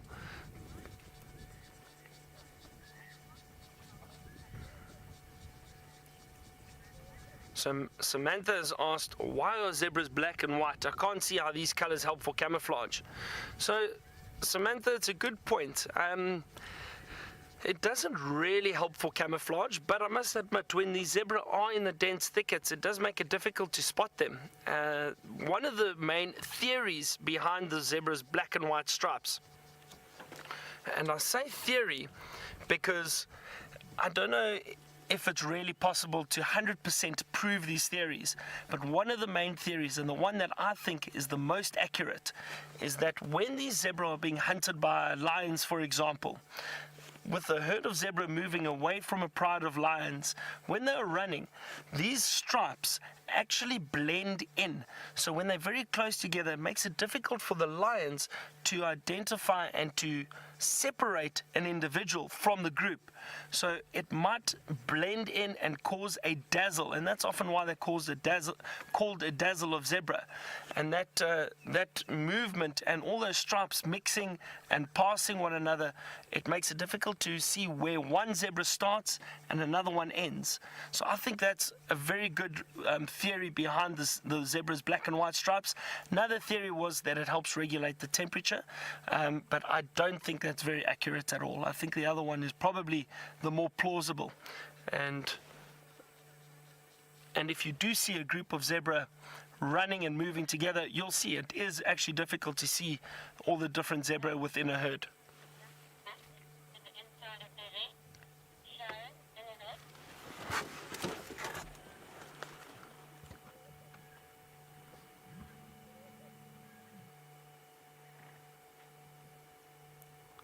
And Sharon from Illinois has asked us an interesting question. I'm going to try and move forward a little bit for you, just to get another look at the zebra. Hold on.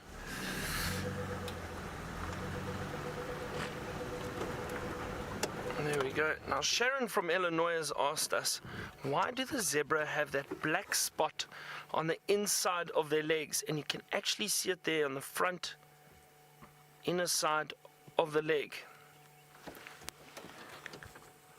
And now, Sharon, I don't know. I have no idea what that is for.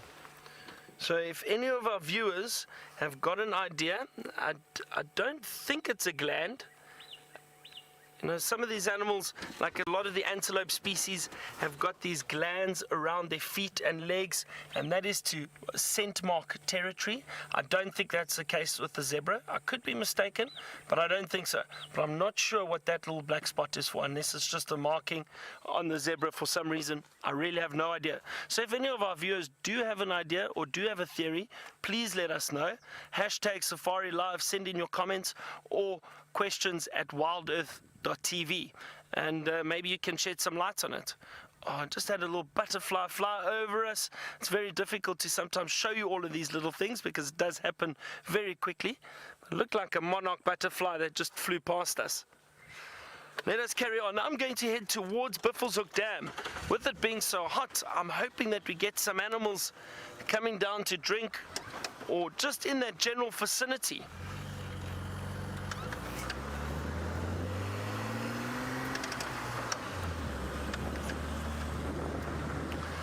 I'm going to continue along this main road and head towards the dam. While I do that, let's get an update from Taylor.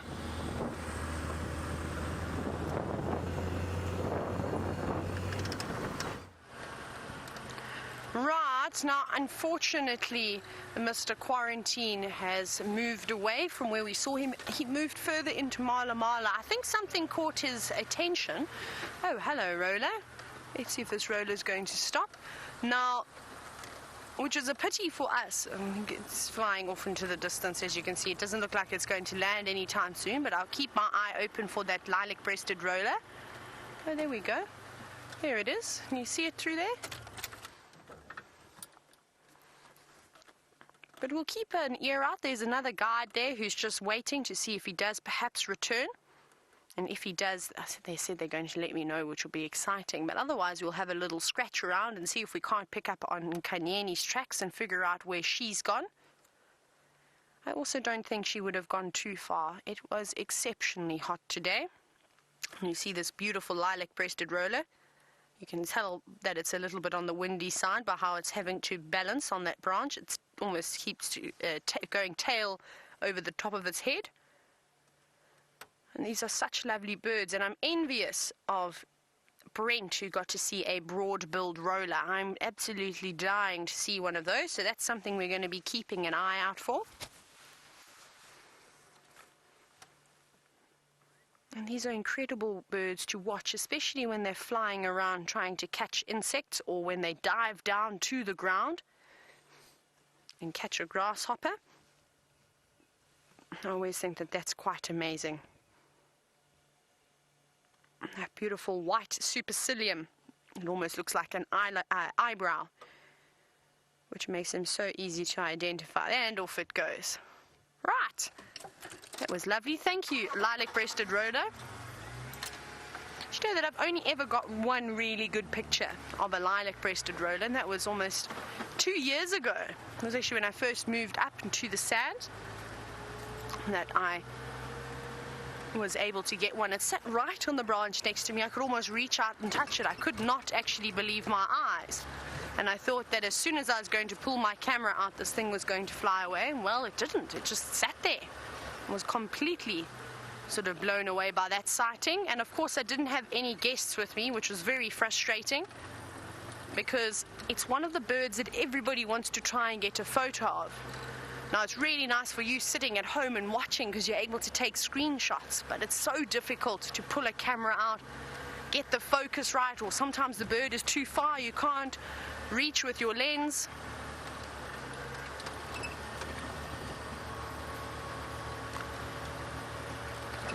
My goodness. Jane, I hope that you are very well. Now, Jane, you want to know how many birds in this area changed their plumage, sort of, I suppose, for breeding purposes. Goodness, I don't think I could give you an exact number. I think that would be quite difficult. Whoa, look, a little common duiker. Did you see it just dart across the road? Wow. My goodness, that was not hanging around at all. That was so quick, and it's normally the sighting that you get is just the dust that they leave behind. Off, it's gone completely now. And sorry, Jane. So I don't think I can give you a number. I'd have to physically count exactly how many there were, and that would probably take me an hour of paging through each bush. But there's quite a few different ones. For instance, one of my favorite and one of the most noticeable is a bird that we were talking about yesterday, which is the pin-tailed wider. And actually, let's park in the shade here. I'm going to very quickly show you a photo exactly of what they look like, because I think it's quite a nice example. Let's go to W, wider. There we go, 426. I'll say these numbers out loud because if I don't, then I forget them. Okay. That was a little bit on the windy side. Just trying to get it perfectly. And so can you see the bird on the top left? That's the male, the pin-tailed wider. And like how beautifully it has been framed now, that's what they look like when they are not breeding. But if you go down a little bit, look how long that tail is. Now that tail, those feathers grow only just for the breeding season. We normally start to see them breeding actually at this time of the year, in fact. And of course the female is not quite as attractive, but of course it's got that little bit of a pink bill, which allows them, which sort of links them back towards the males. But a lovely looking bird, and something that I'll definitely be keeping a lookout for. But it's lovely, isn't it? Just trying to think off of the top of my head who else does that. But I'm going to have a little think about that, Jane, and try and see who else really changes their feathers quite nicely. Oh my goodness, Wendy's acting very sick again. And while I try and work my brain a little bit harder, let's go back across to Byron, who's got some wildebeest.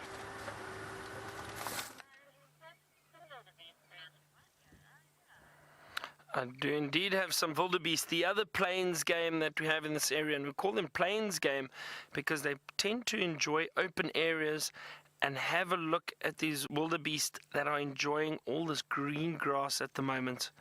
You can see how lush this little section, this little patch looks. It's beautiful with this afternoon light.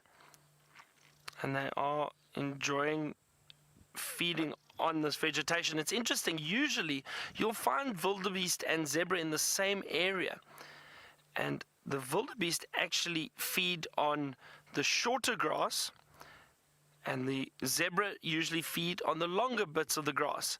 So there's actually no competition in terms of food, and that's often why you do find them in the same areas. And if you think of East Africa, I know James was up in the Masai Mara recently, and you got to see some of that on SafariLIVE, and you got to see all those thousands of animals.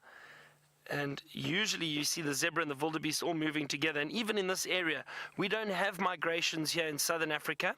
We do have some certain annual movements depending on food and water, but no migrations, and also not nearly as many numbers like you get up in East Africa. But you will get herds of wildebeest and herds of zebra often in the same area. And it's wonderful to see them. We haven't seen too many of the wildebeest around. I do think we're probably going to start seeing a lot more of them because there's a lot more food that is starting to grow for these animals. I wouldn't be surprised if these wildebeest came from the Buffelshoek Dam. We're not too far from there. Maybe went and had a drink during the day, and now they're all feeding again. Look at that. They are very strange looking antelope, aren't they?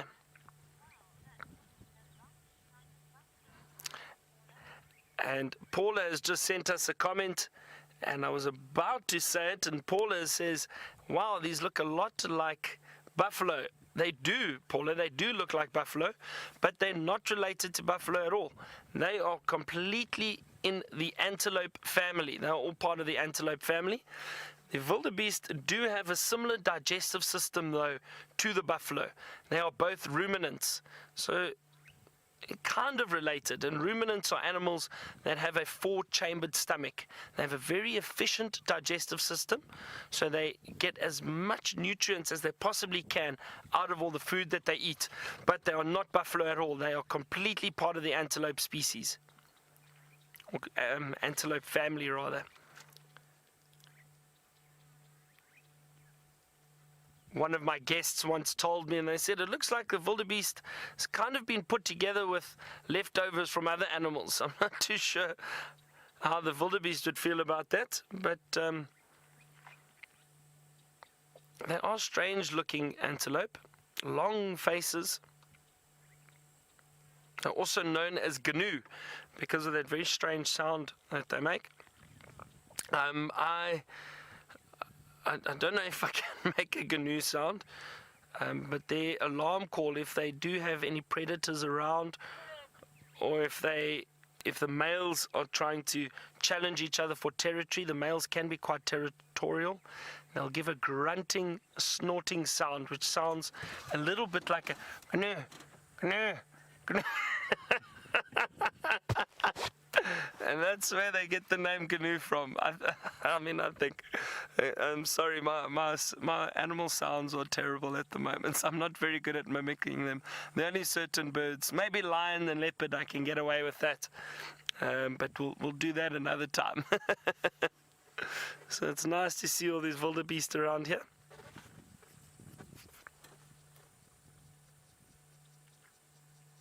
What we're going to do is let's leave them. We're going to carry on. We're not too far from the water hole. And let's see if we get lucky and have anything coming down to drink. But really wonderful to see the wildebeest. Haven't really been able to show them to you in the last few days that I've been out in the open like this. We've seen one or two, but in dense thickets.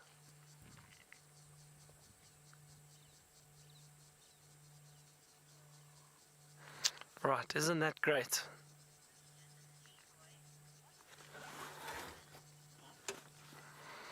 So let's carry on down the road. Let's go see what's happening at the waterhole. Leroy has just sent us a question, and Leroy wanted to know, what is the lifespan of the wildebeest? Leroy, they live up until they meet lions. It's difficult to give an exact estimate on how long these animals live. And again, because there are a number of predators and that in the area, I think wildebeest have a lifespan of around 12 to 16 years, somewhere around there. It all depends on food availability, water. There are a lot of factors that we do need to take into account when considering the lifespan of animals. But somewhere around there, I would say most antelope are within that range, 12 to 16 years. Maybe a bit more if they're really, really lucky and they do very, very well. Okay, let's see what we've got here. Almost at the waterhole.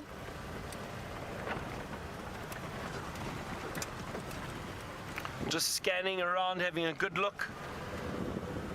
Maybe there's something hiding in the bushes around here.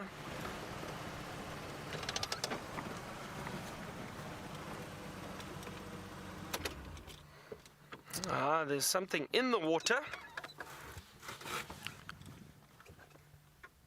Our resident hippo. And look at the terrapins sitting on his back. Wow, look at that scar on the back of that hippo. That is incredible. Now that would be from another hippo. It's not unusual to find hippo with serious scars on them like that, because hippo do have territorial fights on a regular basis, especially when water becomes quite rare and hard to find. Waterholes start drying up, then a lot of hippo have to move into areas, and they then get forced to spend a lot more time in close proximity, and they can get very territorial. Males will fight for dominance, will fight for territory. And often younger males will get pushed out and they'll have to go and find their own little waterhole, and I wouldn't be surprised if that has happened to this hippo. Now the thing with hippo is they've got massive, massive teeth. They really do. And if they do fight, they can cause serious damage and sometimes death. They can kill one another if they are fighting.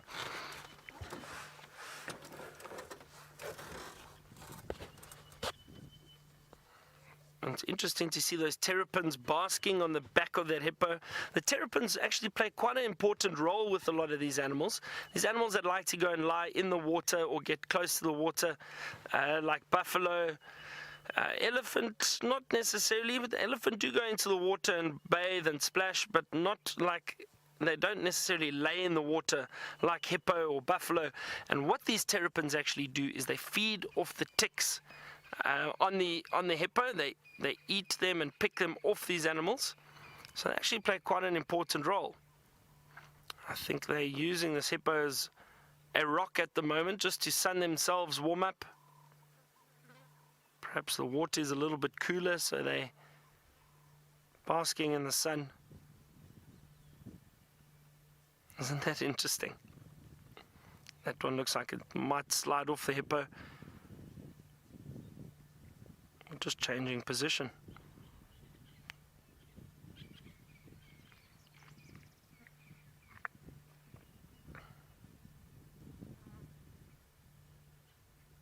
It's very peaceful around the waterhole at the moment. I don't see any animals around here.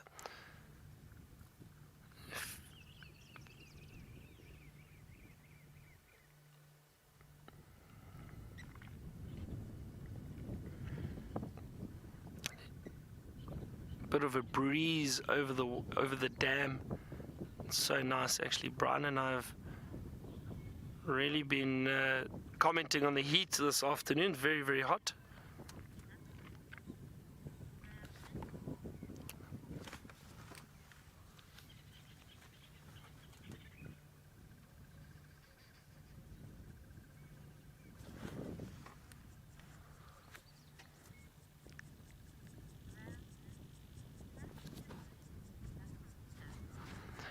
And we've got a question from Ramblin. Ramblin would like to know, can the hippo see underwater? Yes, they can indeed, Ramblin. They definitely can.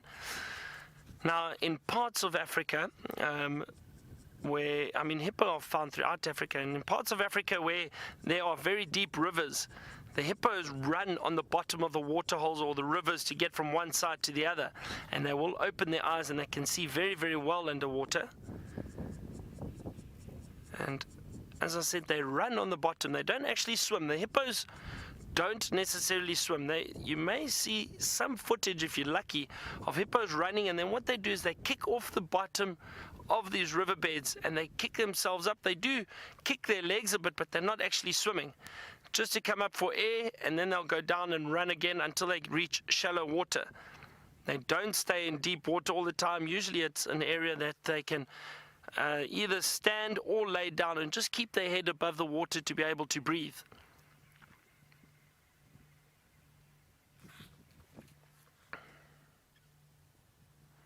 And it's interesting, if you look now, we might see that hippo, his eyes and his ears. Let's see the nostrils. Where are the nostrils? There we go. Look how his head is flat there. That's perfect.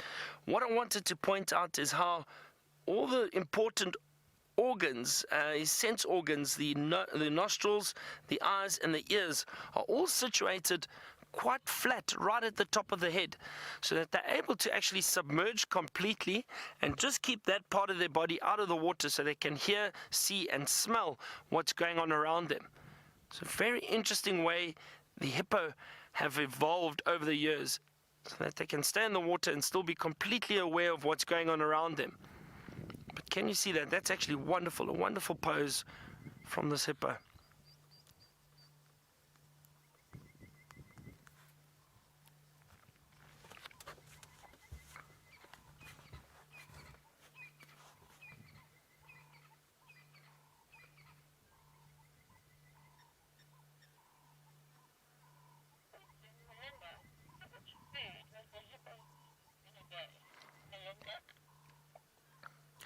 So Melinda has asked us a question about how much food a hippo must eat during the day.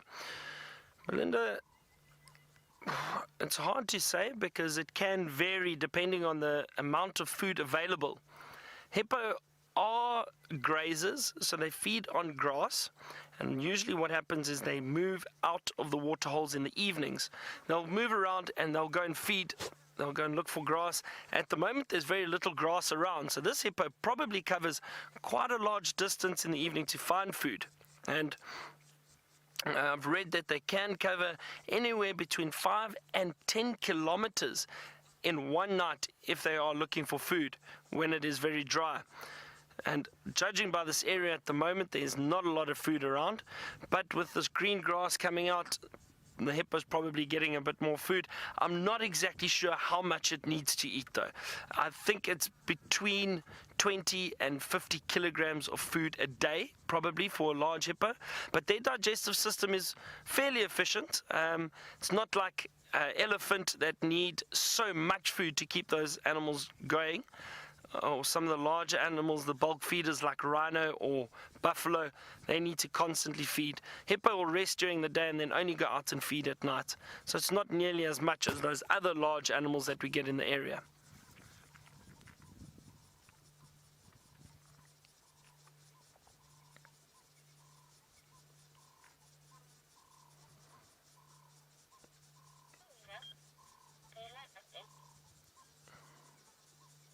We're going to move on from the dam. There's not too much else going on here just at the moment. So we're going to drive around and see what else we can find. Maybe we can bump into some elephant this afternoon. That would be great. While we carry on our search, let's head back to Taylor for an update.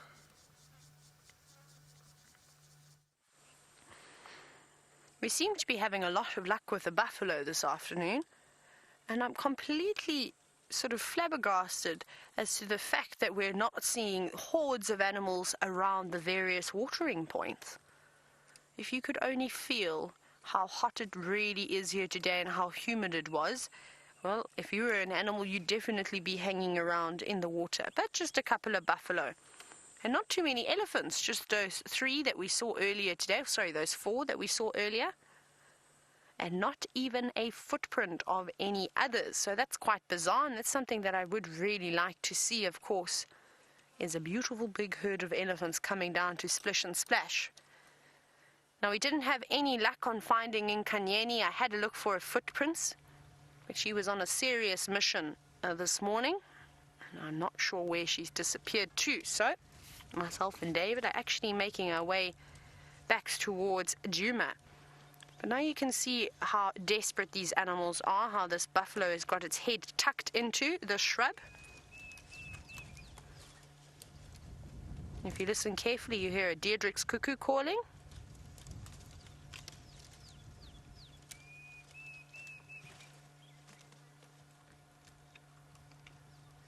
And that is definitely going to be a goal of mine over the next few weeks, is to actually try and capture one of these cuckoos on camera. It seems as though there's not really much grass in that little fallen over terminalia. And this cow seems to be, oh, not cow, it's a young bull, sorry, seems to be moving off now.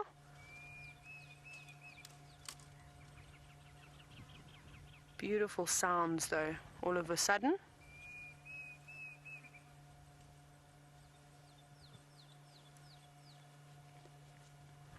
Very, very peaceful. And we're actually back at 3 in a row pan. Nothing really in the large amount of water, but we've just seen our buffalo again, who unfortunately, like I said, is not looking very well. I think we'll have one last look at this poor buffalo as we move along.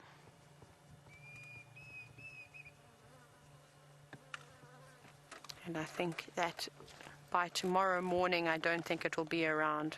You can see it kicking about a little bit.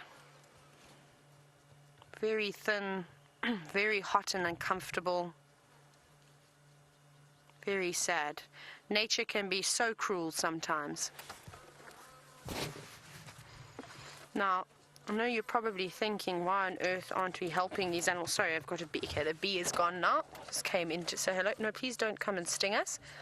And I know, Kim, you're wondering, why don't we help this buffalo? Now, where we are currently at the moment, we're in an open ecosystem. So basically, there is a big fence around the greater Kruger area, but it's 8.5 million acres of land, which is a massive piece of land. And I apologize, I am looking into the sun. But it's very difficult for us to try and help these animals all the time. If we intervene constantly, then we do not let natural selection take place like it should. So droughts come along, they start to wipe out the herbivore populations, the carnivores obviously peak, and they do very well. And then, well, in the greener seasons, sometimes the tables can turn. The vegetation is not in the favor of the lions, they're not as well camouflaged with the other various predators. And of course, all that green grass comes around, and all these herbivores are able to regain their strength that they lost from the drier periods. And then we have diseases that come around and actually constantly control the predator populations. So the only time we will intervene, unfortunately, or fortunately for the animals, is if it's an injury sustained because of human interference. So something like a snare, or perhaps if there were poachers around and the animal got injured, then we really are going to absolutely try and help it. Remember, yes, it's very sad that this buffalo is dying and probably won't last very much longer. But like I said, and it's something that you do have to understand, is that it's providing a meal for something else. You can hear the buffalo now slightly distressed. Sorry, I'm just looking at it and ducking from the sun. But I think let's move on from here and let this buffalo pass away in peace. No, we're not going anywhere. Wendy, please don't die on me. We're far away from home.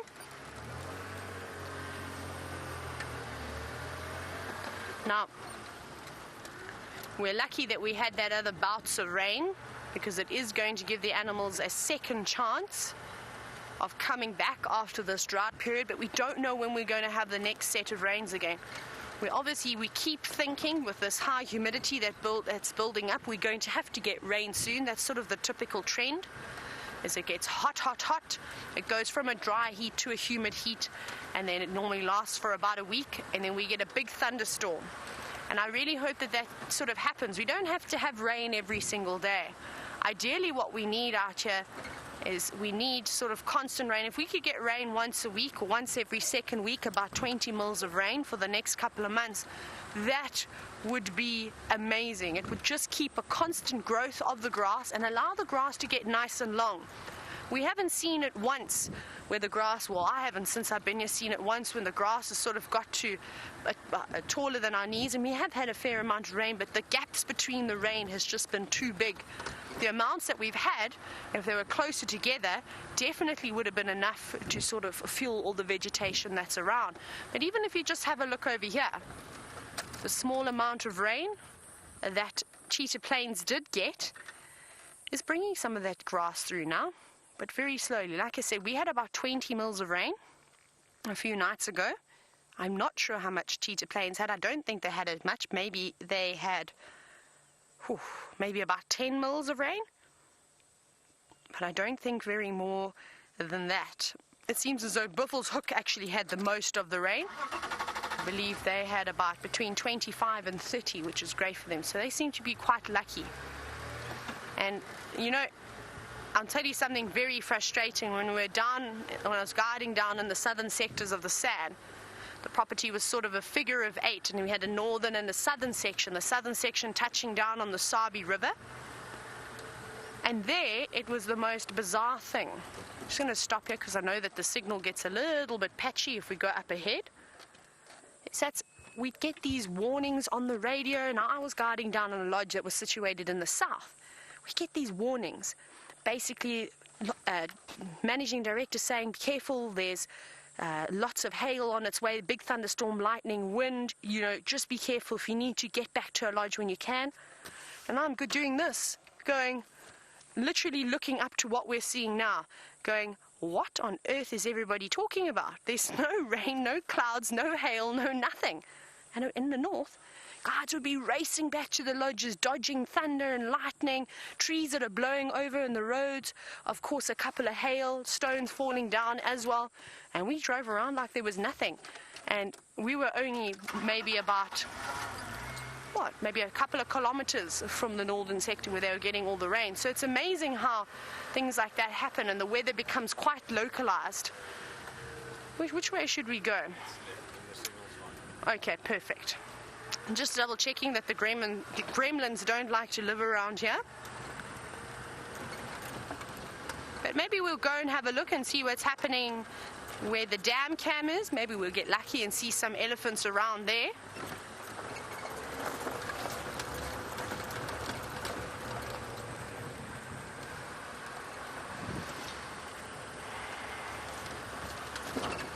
Now, chatting about sort of the various animals that we haven't really been seeing in a while, there's a question I think we had this morning as well, was about the Styx lions. Now, I know Daniel from Scotland was wondering where have they been hiding out, because we haven't really heard anything about them. Now, I'm not sure.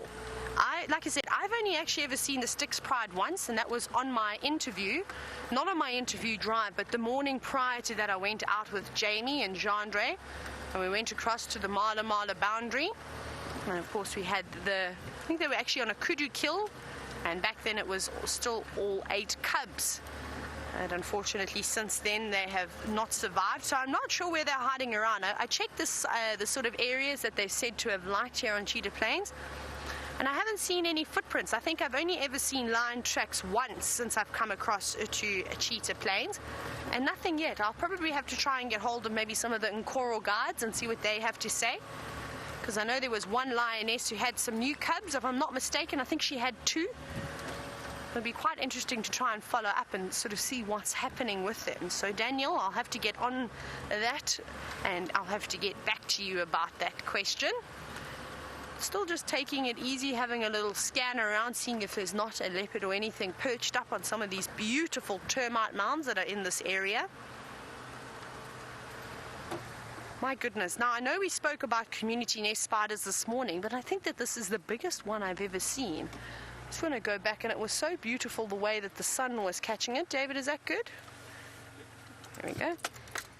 Look at how massive it is. That is a huge one. So if you remember from this morning, we had that long one. Hang on. Can you see the little caterpillar things? I need to jump out very quickly. Please excuse me while I hop out the vehicle. I want to go and collect a sample and see what's actually going on here, because it looks very much like a spider hunting wasp. No, not that.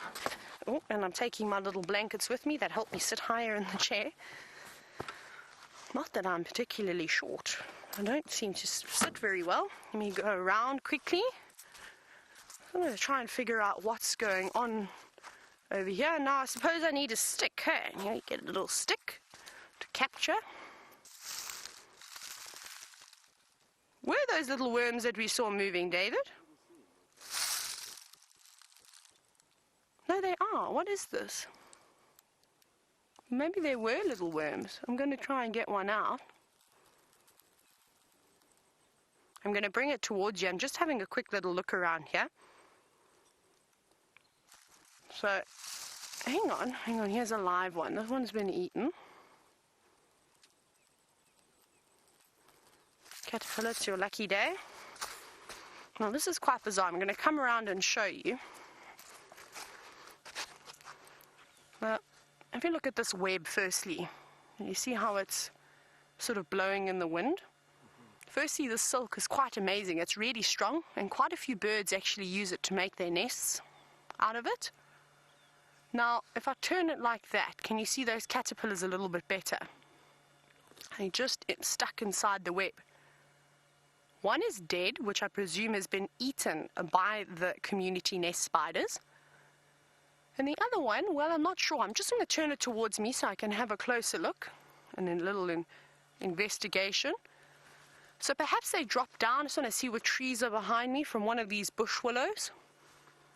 Maybe they're the larvae of some form of a butterfly, and they were feeding on the bush willows, and then unfortunately got stuck in the web of the community nest spider. Now, there were lots of them in there, but unfortunately all dead and wrapped up in silk. Let's see if this one is still alive. Barely. I think it has been trapped in that web for quite some time. You can see it there as it stretches. Let me hold this silk a little bit up. My hands are absolutely filthy from what I've been doing today. I must apologize. You can see that little worm. Okay. Well, it's good for the spiders, of course. It's another opportunity that these insects, we've seen an abundance of caterpillars and flies and alates at the moment. And as great as what they are, they need to start obviously pupating or burying underground, starting new colonies for themselves. It also gives, of course, the opportunities for the spiders, for any of the other insects that, of course, feed on these other little critters, an opportunity to sort of succeed as well. And sort of, well, I think we'll probably put this guy back, though I don't think it's going to survive. I think I might leave you on this. Let's see if I can save this little caterpillar. It's got so much silk on it. And I think it is tired and weak from being in the sun. Here we go. Little caterpillar. I'm going to put it down here. A little leaf. Hang on. What on earth are you? Wait, I'm going to pick something for you very quickly. It's astounding what you can find when you stick your head in a bush. What is that? Can you see that, Darby? Isn't that a crazy looking thing? It's fluffy, and I'm going to need your assistance again. Please, can you take some screenshots for me? And you can either hashtag SafariLive and add it to Twitter, or you can email it to us, questions@wildearth.tv. And I am collecting all the photos that you're sending me, so please don't think I'm not using them. I'm just waiting for a book that I can find to actually be able to identify these things. Now, I want to turn it around and just have another look for myself. That is a bizarre looking caterpillar. Hey, isn't that incredible? Very hairy. It almost looks like it's got two antennae coming from the top of its head. What an outstanding little critter. We've been very lucky with, I suppose, with all the various insects. Now I need to put you back. Thank you for being so wonderful. You can stay there. Now let me jump back in. So many different little creatures around at the moment. You know, just when you think that you've got the knack of the bush and you've figured out what all the little critters are or the plants are, something new pops up and surprises you. And that's what we love, is that you're constantly learning. Right, we're going to go through a little bit of a dodgy signal patch now. So I think we're going to jump across back onto Byron's vehicle.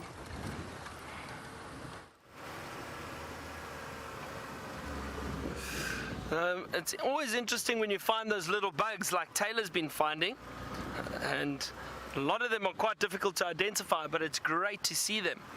I know Steph is really great at identifying them, and he does such an amazing job when he's out on the bushwalks. We've been moving through this area. We've moved away from Buffelshoek Dam. Haven't seen too much. Oh, look, everybody, quickly. Sorry, there's a little steenbok. There we go. Wonderful, a little steenbok, the smallest antelope in this area. And that's a little male. Oh, wonderful. He's hiding behind the tree a little bit. I don't want to move again because I'm scared I startle him and he moves. There we go. Beautiful view of him. They're usually in pairs.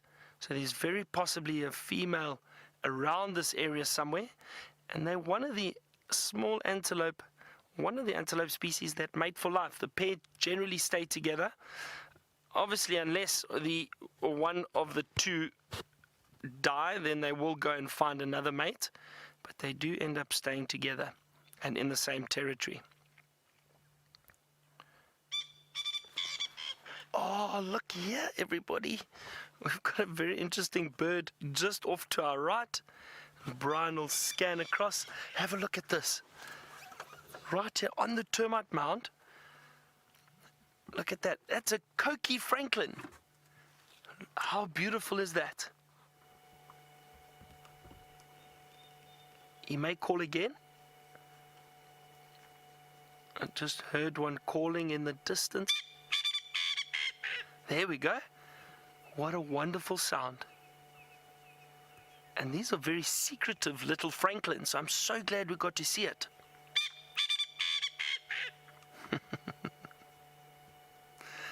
Thankfully, I don't have to try and mimic the sound because it's calling right next to us. That is wonderful.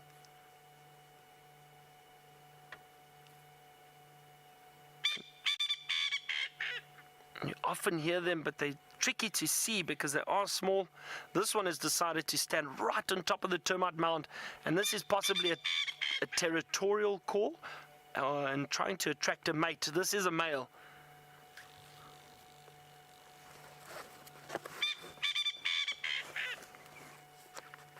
I just want to find in my book quickly why I say it's a male, and I'll show you what the females look like, but let's watch him for a little bit longer.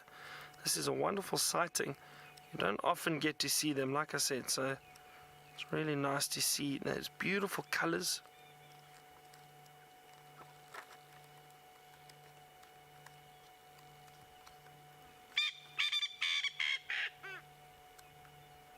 Very noisy little bird for its size.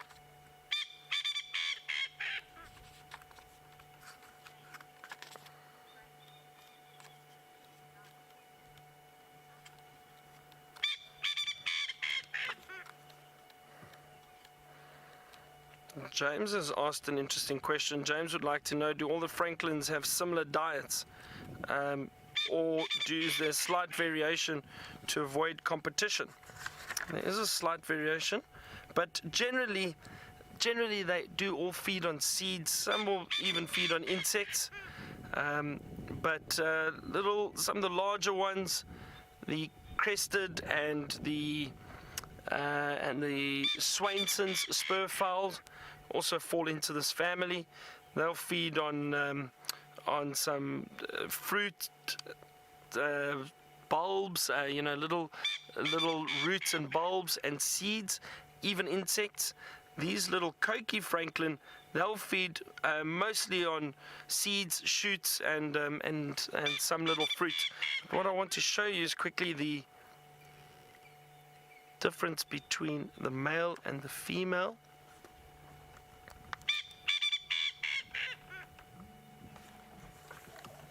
Let me just show you here quickly. Look at this. So I've got the book open to the Coqui Franklin.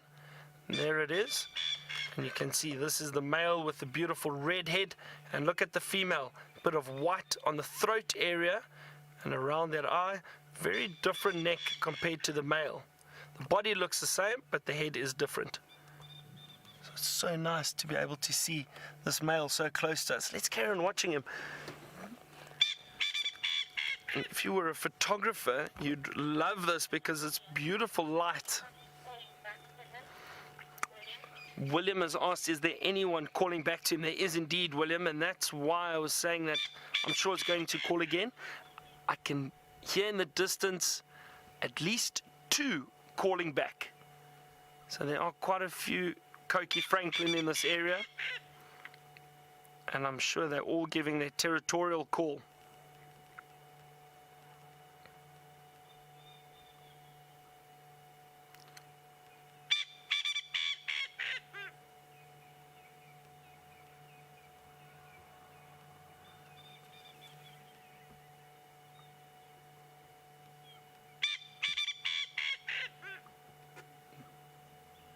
This really is wonderful. This is one of the best sightings I've had of one of these Coqui Franklins, because often they just move off. They run into the scrub, into the long grass, and they disappear very, very quickly.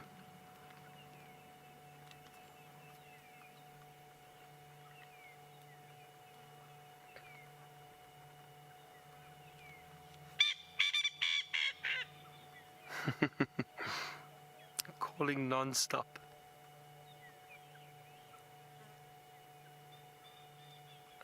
One was calling back. I think it's a little too far for you to hear, but there is one calling in the distance. The other one is just called. So they're completely answering one another and possibly saying, this is my territory, you need to leave. And I think the other male's saying the same. but it's an incredible sound, isn't it, for this little bird?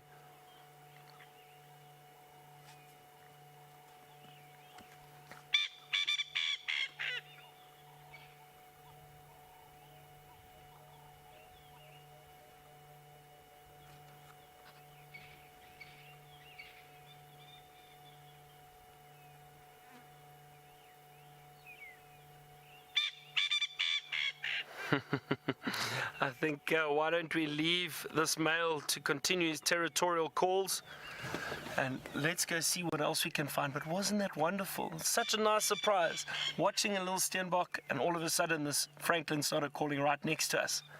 It was nice to see that Steenbok too. Often they run away very quickly, and he did get a bit of a fright in the beginning, but then stopped, and we got a lovely view of him. Oh, the temperature's starting to cool a little bit. This breeze when you're driving is lovely. Yes, Andrina has just said that she thinks that's the best sighting of the Coqui Franklin to date. So I'm so happy about that. That's wonderful. That's good news. I've been really enjoying the birding over the last few days, the last week that I've been here. And I'm sure it will continue. There's some impala around in front of us, moving across the road.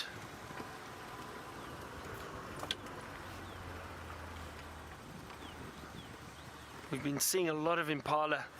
Wonderful, wonderful antelope to have around. Elegant and dainty.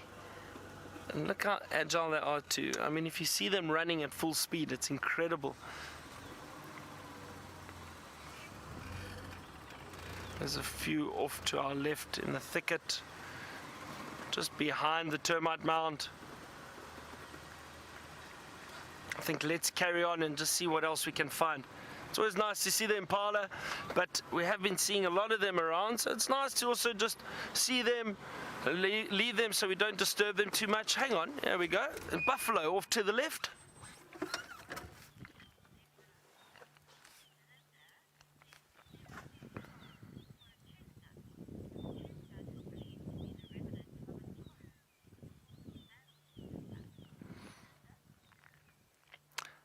And while we're watching this buffalo, I got an answer to that question about that black spot on the zebra's leg. And Belinda has said that the black spot is apparently called a chestnut, and it's remnant of ancestors of zebras. It used to be a toe, apparently. That's very interesting. Thank you so much, Belinda, because I did not know that. So it's called a chestnut. We've been seeing a lot of buffalo around, and the buffalo haven't been too lucky the last week or so. The lions have been preying on them, and they've been very successful. The lions have got a buffalo almost every day for the last 5 or 6 days. At least one buffalo a day. Some days they've been 3 or 4. And I think we've been speaking about it, and because we're coming out of a drought and we still need a lot of rain, we need a lot of vegetation to grow, but these buffalo have been weakened because there isn't a lot of food. So they're not in great condition, and I think it's become a bit easy for the lions to hunt them. You can actually see the ribs on that buffalo. Still exposed, but there's a lot more grass, so I'm pretty sure that soon they will start looking a lot better, and they'll gain their health back and strength.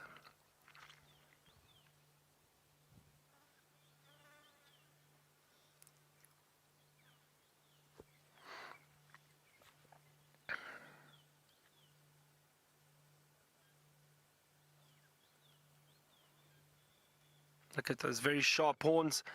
Buffalo are able to defend themselves very well with those horns, and they can be fairly aggressive if they do feel threatened. So I know I am very careful when walking in the bush because of these buffalo around, because because they can be quite unpredictable. But not just me, even lions, when they are hunting them, they've got to be so careful, because those horns and the power of the buffalo can cause some serious damage. And I've heard of many occasions where lions have been killed by buffalo. Usually what happens, if the lions hunt a herd and the herd run away but then turn, and I've seen it before where the whole herd turns around, comes back and actually chases the lions off or chases them into a tree. Can you believe it?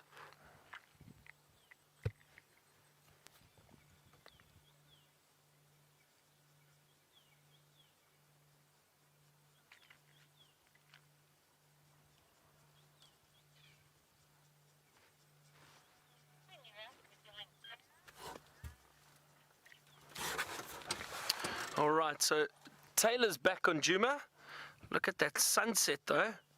A beautiful sunset this afternoon. Clear skies, lovely silhouette of those trees.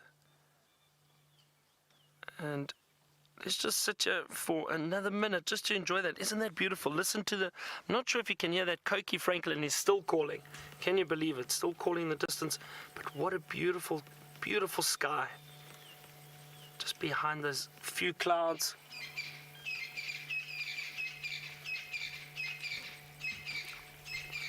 You really have had a wonderful afternoon. Lions and the buffalo and zebra and wildebeest, hippo in the water. We've seen so much. It's been a nice flowing drive. It really has been great. Interesting birds along the way.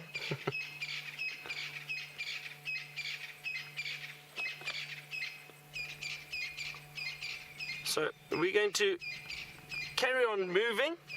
Still enjoying the sunset, and as I mentioned, Taylor's back on Djuma now, so let's get an update from her and see what she's got.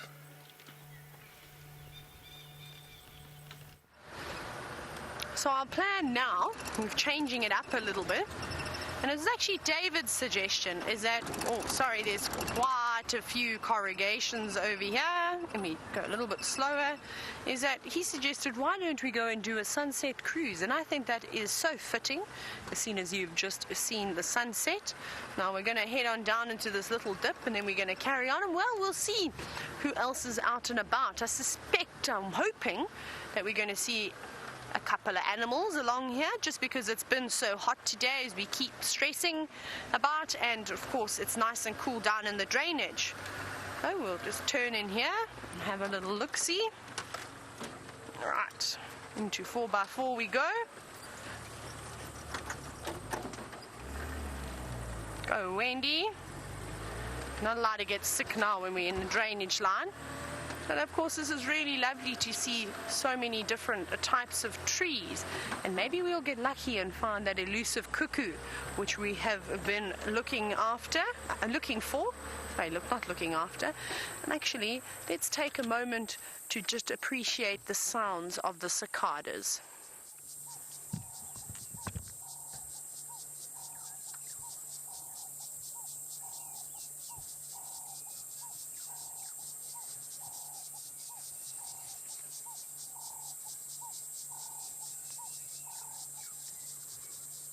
Isn't that absolutely lovely? The turtle doves shouting, work harder. And then, of course, that high-pitched buzz that you get from the cicadas.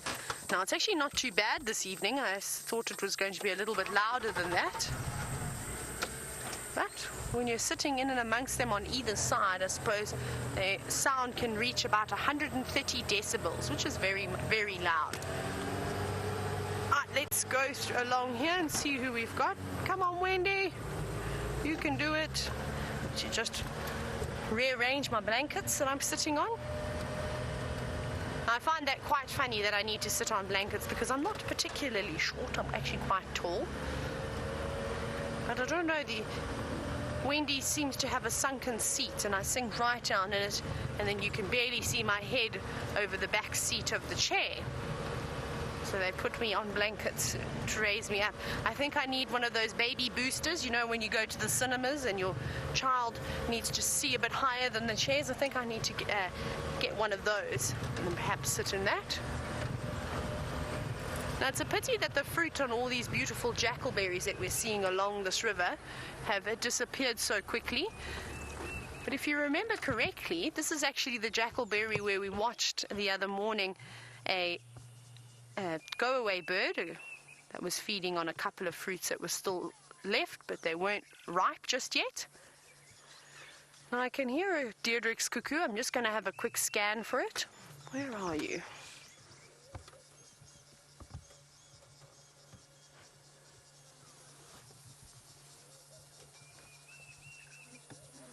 It sounds like it could possibly be behind me. I want to jump out of the mulwati very quickly and just go have a look. I'm dying to get this bird on camera. And maybe if I try hard enough, maybe we will. It's got a 4x4. We don't need to be in that anymore. Now I think it's the same one that we heard calling earlier today, because it seems to be in the same spot. Maybe it's living around here. Let's see if we can find it. Now, I wonder if it's not sitting in this big leadwood over here. A couple of starlings flying out of it, but I can't see the cuckoo just yet. But this basically sounded like where it was coming from, and now it has of course stopped calling. But actually, look what I've got for you. Can you see that weaver sitting on the tree behind us? Now, this is something I haven't... Well, I've seen them very quickly. Oh, and well, that's how you know we're live, is that when we desperately try and show you a bird, but before we can even get there, it's flown away. But it was indeed a southern masked weaver. Now, let's have a look. I'm sure you've seen plenty of weavers before. They make those beautiful nests. Let's quickly go to weaver. Now, it's a long list of birds. Southern masked, 420. I'm going to go right to the back of the book. And there's quite a few of them that we see in this area. You can see over here on the left-hand side of the page, that is the southern masked weaver. Now, they can easily be confused. If you go to the right, the lesser masked weaver. Now, there's two birds they can be confused with, but you can see that the mask of the lesser masked weaver goes a little bit over the crown of the head, and it doesn't have that red eye. And then, of course, if you go to the top, the village weaver, this for me is always tough to try and get them sort of right. You can see that the male, if you go further to the right of the page, has also got a red eye. But can you see how that black mask sort of cuts right above the top of the eye and doesn't go so high above this? I'm just trying to point over there. You see how it's lacking the crown, the black crown, whereas you see that mask completely covering the face on the southern masked weaver on the left. Right, but that's just, hopefully that will help you when trying to identify them. This is obviously only if you have a really good look at them. And it's understandable if you do get those three birds confused at a quick glance, if you don't get to see the eye color. But it seems as though that cuckoo does not want to be found just yet. It's fine. I'm patient, cuckoos. I'll get you eventually. Right, let's go around. I think I'm going to keep out of the mulwati just for now, just because I know there's a little bit of a spot that... does you have a flat tire? Oh. David looked concernedly down towards the tire, and I thought we may have had a flat tire, but we don't. And let's go back across to Byron and catch the last of the sunset with him.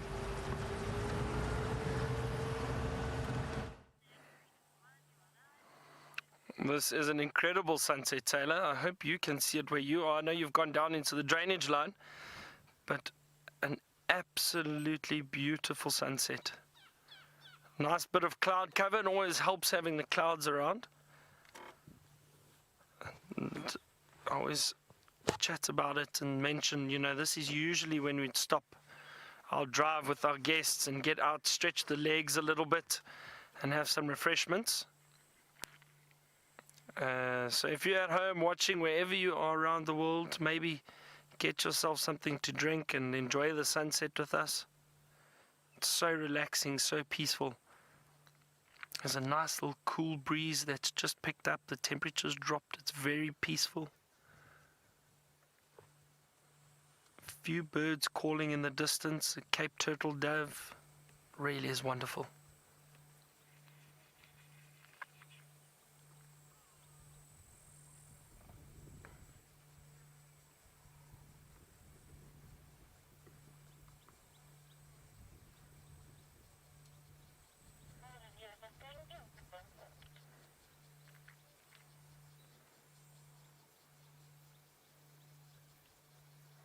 And you know, stopping like this at times also helps a lot to find animals, because we might hear something.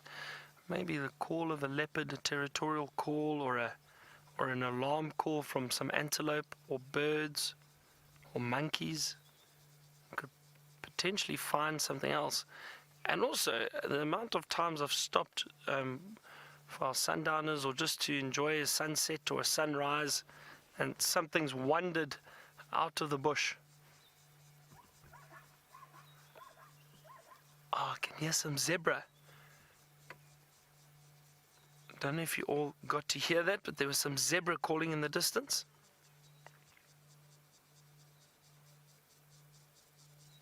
A little bit far away. Son of a zebra.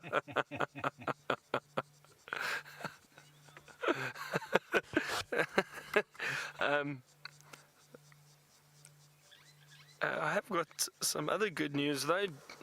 My dear old friend James is back. He's returned from his leave, so he'll be back on safari with us from tomorrow. It's great to have him back. He looks well rested, and sounds like he enjoyed his birthday and his time off. So I'm sure all of you are also excited to have him back, and I'm sure we're going to have some more fun over the next week or so that I'm still here too. And look what's just landed in the tree next to us. A vulture. It's just got its head tucked away. A white-backed vulture.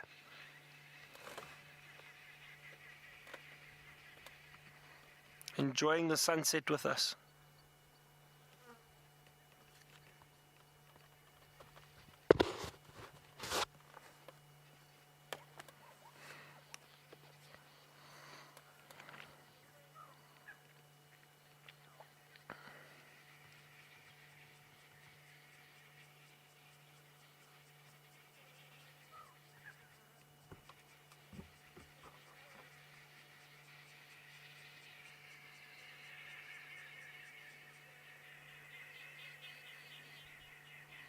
Well, that sun is just dropping now on the horizon.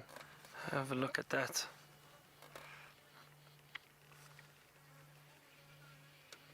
Oh, really incredible. That mountain range that it's dropping behind is called the Drakensberg mountain range. It's the largest mountain range which stretches almost right across South Africa. But look how quickly that sun drops. Once it gets to something that we can see it against, you really notice how quickly it moves. It gives good perspective.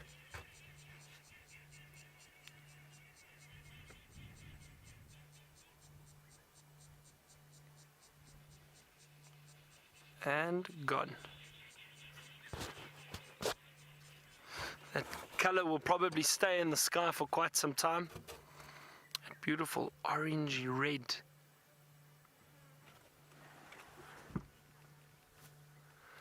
Wasn't that lovely? So great to sit and just watch the sun go down. So peaceful, so relaxing. We're going to carry on in our search for anything interesting. And while I do that, let's get another update from Taylor. Now that sunset looks absolutely beautiful this afternoon. I'm just getting a couple of snippets of it between all the trees. Unfortunately, we don't have a clear view of it, and I'm envious that you got to watch it. So hopefully you all took a couple of good screenshots that I can go back and have a look at.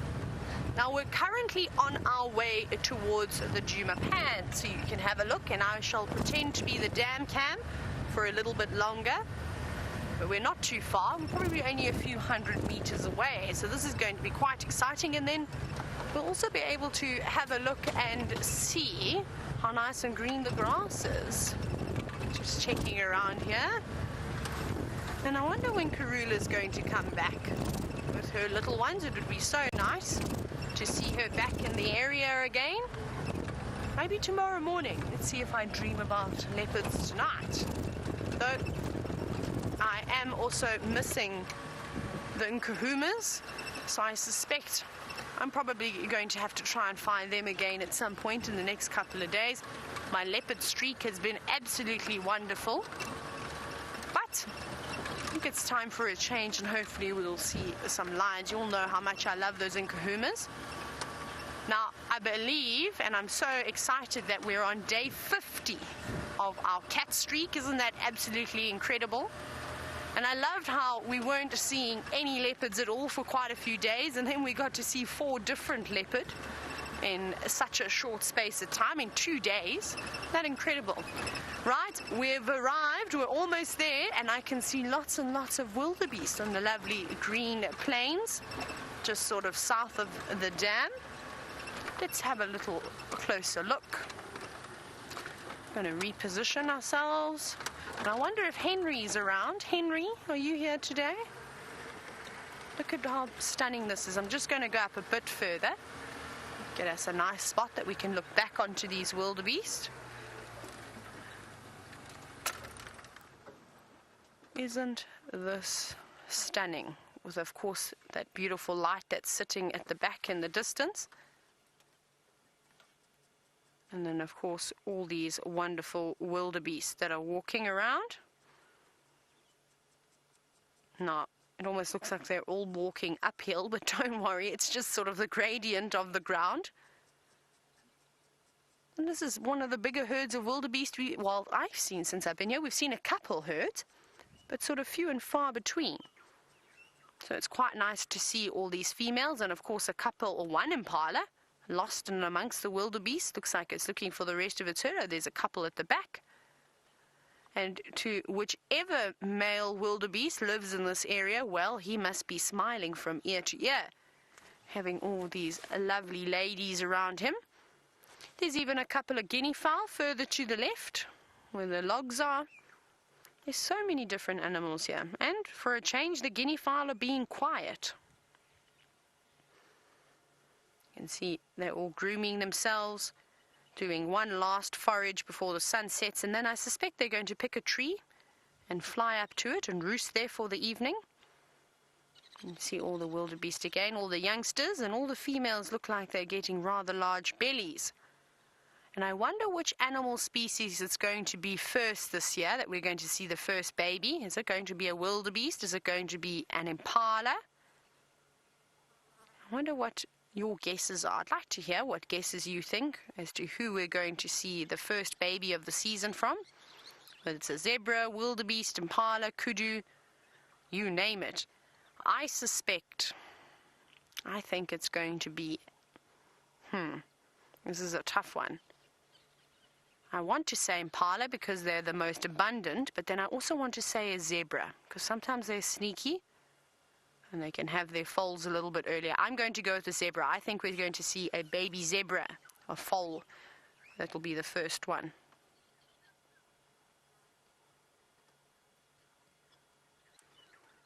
That's lovely. I'm going to move up towards the dam though. Let's see what's going on inside there.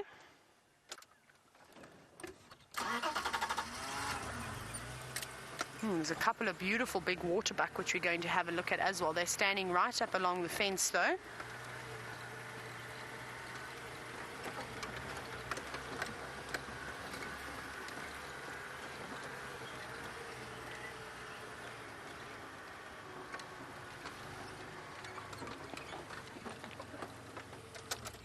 Let's have a look at those waterbuck in the distance, especially that big male that's now turning towards us. Oh my goodness, look at those horns.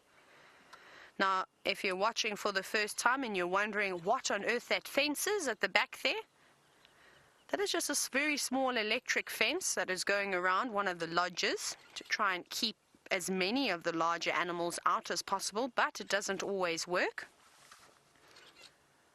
I'm pretty sure that most of the antelope could actually just jump over the top of that fence if they really wanted to. They're very athletic and are able to leap over quite a few different things. Though I wouldn't imagine too many antelope species would want to go in there. However, the inyala and bushbuck that often feed on all the vegetation around the lodges, and they become quite easily habituated, they often pop inside. But like I said, they've got springy legs and they're able to jump over. Now, that's quite interesting to see two big males. This one that we're looking at now, though, looks much larger. And there's actually even a third one, a little bit further to the left. There he is there, and he looks like a giant. Look at him. My goodness, that is a big waterback. Now, I wonder if there aren't a couple of females around, and that's why they're hanging around, slowly moving in, and they will probably start the courtship process and fighting amongst each other. But I think what we're going to do now is we're going to go back across to Byron, who I believe has an elephant.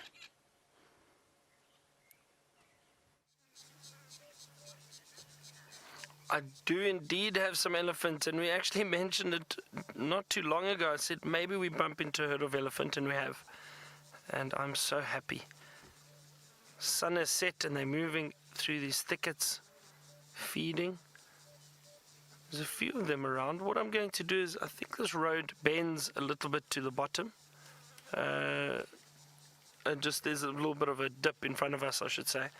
And then I think it bends a little bit to the left. So let's go have a look and see if we can't see the rest of this herd. But isn't that a lovely surprise? It looks like a few females with some younger elephant. But I didn't see the rest of the herd. They've moved, like I said, down into this drainage line. Let's see if we can't get a glimpse of them. Ah, yes, there we go. I see a few of you hiding in here. Wonderful. Ah.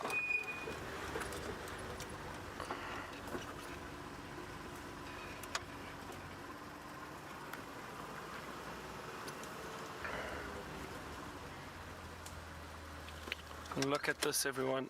Ah, there's a whole herd. Look at that. Wonderful. Andrew's just asked, what happens when the matriarch of the herd dies? Who will then become the next matriarch? So there is a hierarchy. It is most likely an elephant that is related to the matriarch, perhaps one of her offspring that's old enough, or maybe even a sister of that matriarch. The oldest and wisest within the herd usually becomes the matriarch. Oh, wonderful. Hang on, let's follow them a little bit more. They're not moving too quickly. We'll get a nice view, I think, just down here. We might get a nice view of them. Again, just make sure there's not another one coming behind us. I don't see any.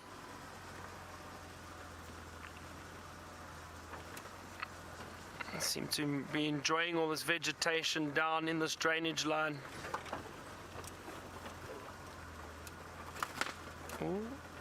Sorry, I'm just gonna edge forward slowly and not to disturb them, but they seem happy with us being around here.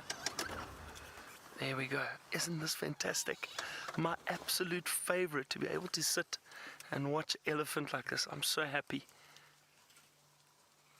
Oh, this is really fantastic. Some youngsters here, a lot of females. And the younger elephant in all ages and sizes. Oh, that little one just having a look at us. Teenager, it looks like.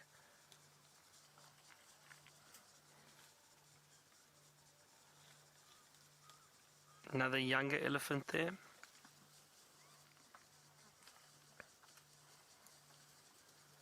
It's interesting to see when these elephants go and feed. As soon as the adults head to one tree, usually the younger elephants follow. And they'll go and feed on the same tree, and I think that's how they learn. It's part of the learning process. They'll follow the adults and learn from them. That one dropping dung. So the elephant digestive system is not very efficient. So a lot of food they feed on passes straight through them. That's a young male.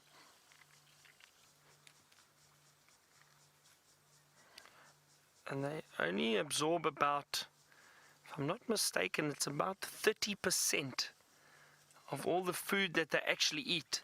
So that dung is very, very coarse, and you can see a lot of plant material, grass, branches, bark, leaves. You can see the flies and little midges are around that dung already. It's incredible how quickly they all, but look there, you can see sticks, everything in that dung. Some of the food passes right through, and we'll see fairly shortly. Watch this young male. Nah, he's relaxed, just backing up a little bit. So we'll see very soon. We're going to start getting all the marula fruit on the marula trees as we move into summer, and elephants love it. They absolutely love it. We can eat it too, rich in vitamin C, very tasty. But why I'm mentioning it is because the elephants love it so much. When they feed on that marula fruit, you'll often find piles of elephant dung completely full of the marula fruit, and some of them pass straight through, haven't even been crushed down or bitten into. They literally just swallow them and they pass straight through the digestive system. You might get other animals will come and feed on that again, so especially monkeys and baboons, bird species perhaps, will come and feed on those marula fruit.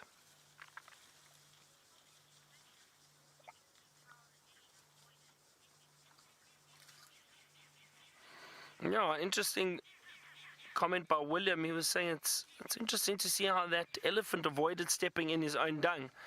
It was interesting, William, and you know, they are very, very aware. Oh, there's a little dung beetle on there already, right in the middle. I thought I saw a little dung beetle walk down. There's some flies on there too. See those big flies? I'm sure I saw a little dung beetle just walk right underneath that pile of dung.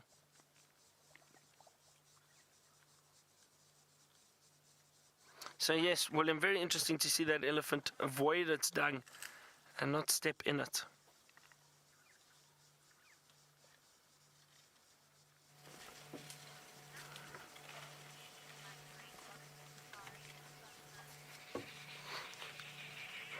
Samantha has asked us, do the elephants migrate out of this area sometimes during the year? No, Samantha, they don't. And the reason is because we are in a game reserve which is protected and it is fenced, but it is a very large area. As I was saying, it's roughly around 7 million acres of land that we are situated in. So it is a huge area. But in southern Africa, we don't have migrations because there's generally always enough food and enough water for the animals. They don't have to migrate. These elephants don't have to. Up in East Africa and other parts of Africa, the elephants do migrate to an extent to go and look for food and look for water, depending on the dry seasons and where the food is available. So here, no, they don't. But in other parts of Africa, yes, they do.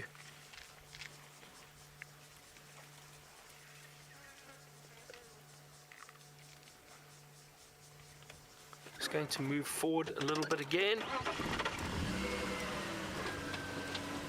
and see if we can't get another view of them from this side. They're slowly moving around. They've spread out a little bit more.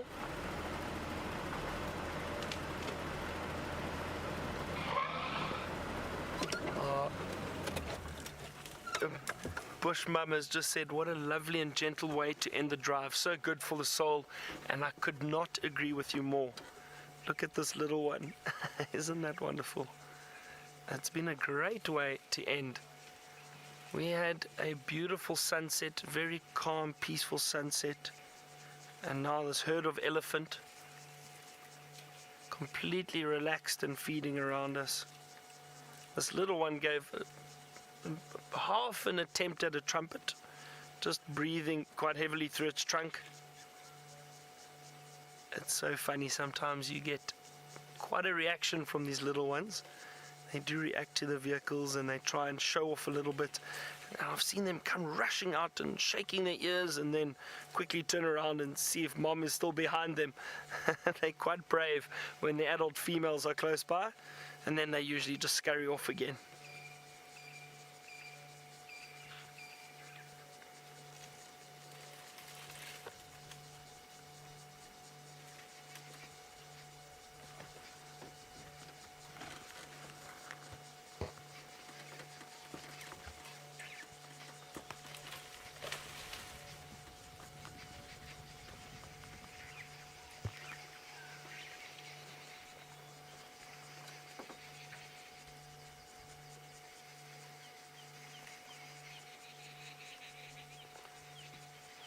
Trying to keep quiet so you can hear. I hope you can hear some of these branches breaking and these elephants picking off the leaves. Lovely to hear these sounds.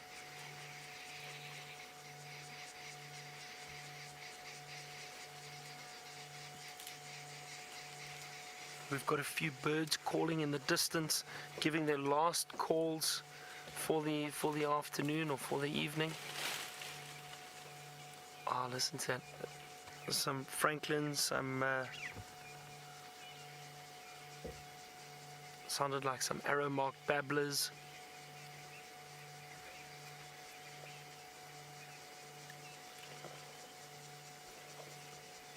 Yeah, we're sitting in a drainage line and there's no breeze down here, so it's very, very warm still. Temperature is quite hot. Isn't this wonderful? So great just to be able to sit here and spend time with the elephant. I promise you, this is one of my happiest moments, just enjoying the bush and letting things happen around us. It really is fantastic, and I do enjoy it. And it's so great that we are able to show you this, and that you can join us and send your comments and questions through. I've always said this is a very different experience for me. I still guide a lot of guests around, and I'm used to everybody being on the vehicle with me, so it's a little bit easier because you don't have to describe every little thing, because they can look around, see, smell, touch, and it's interesting to be able to describe what we are experiencing through a camera and through to all our viewers. It's nice that you're still being able to see it and you can hear it, but being here is very different. Just having a look, just constantly watching the herd, just making sure, but they are so relaxed, they're not worried about us at all, completely comfortable. There's still one or two feeding off to our right, and a slowly moving up this little embankment, looking for some more food, and they'll constantly feed throughout the night. They'll just carry on feeding. You can imagine they need a lot of food to keep those large bodies going. And we've spoken about it before. Some of these big males will eat up to 250 or 300 kilograms of food a day, which is amazing if you think of how much plant material that actually is.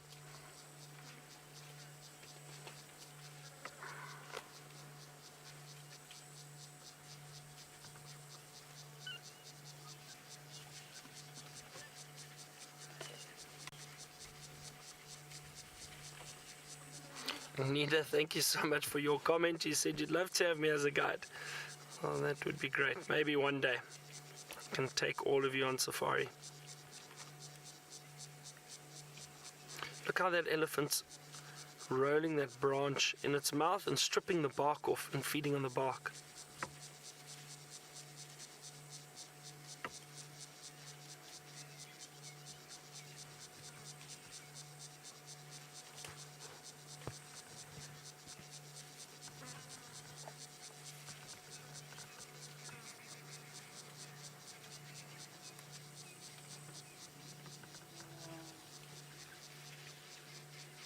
Look at that view. Just lovely with these beautiful big trees around us. There's still a little bit of light in the sky. The remains of that wonderful sunset that we had. All these wonderful silhouettes around us. Isn't that incredible?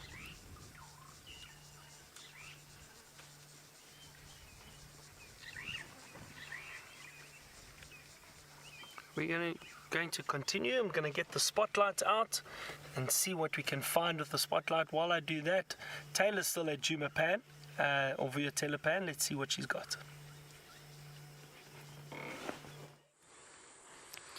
I was hoping we were going to see Henry the hippo when we initially first got here, but as you can see, he's not around at the moment. He's probably been already gone out for an early dinner. But I think what we're going to do is we're going to leave the dam cam. Doesn't seem to be too much happening here at the moment. Actually, look at the guinea fowl, how they've gone up to the top of that knob thorn. Now one has already flown up. Look at these two looking. Let's see if they're going to fly up and start the roost as well. They're thinking about it.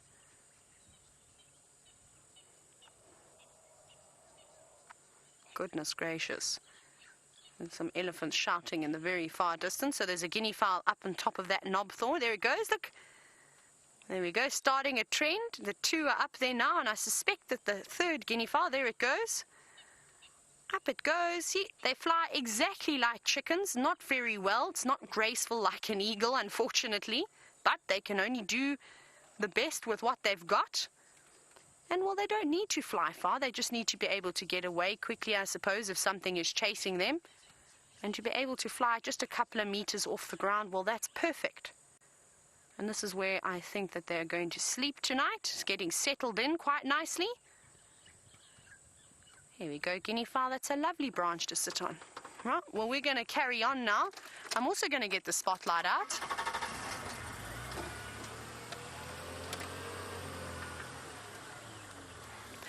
Oh, I'm so glad, Fran and Linda, that you have reminded me. I completely forgot. Right, now, remember yesterday I was telling you about how we should do leopard impersonations. Right now, I've been dying to do this, and it keeps sort of popping out of my mind, which is frustrating. So we're going to do it now, and we need to challenge Byron too. So, let me get prepared for this. Even David stretching his neck out a bit there. Right, let's just make sure now. I'm going to attempt to do the rasping of a leopard. Be interesting to see what you think. Are you ready? Is your volume turned up nice and loud?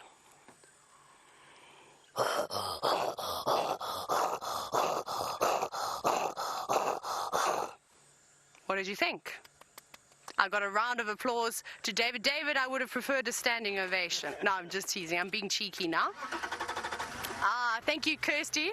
Kirsty says I get 10 out of 10. Now, that was my grand finale, and I hope you had a wonderful time with us this afternoon. And luckily, we managed to get a little sneak peek of quarantine before he disappeared. Well, and hopefully I'll see you bright and early tomorrow morning on the Sunrise Drive. But from myself and David, have a lovely evening, morning, night, afternoon, lunchtime, wherever you may be in the world. But let's go back across to Byron, who I know also wants to say goodbye.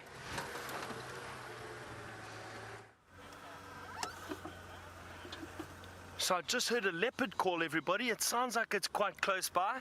I'm just joking. That was Taylor's attempt at a leopard. Well, apparently it sounded quite good. So I know she's challenged me. So let's see if I can do a quick leopard call for you. So I'm obviously going to do a male leopard. And I think, like I said, I think my lion and leopard calls are a bit better than my bird calls. So male leopard call, walking territorial call.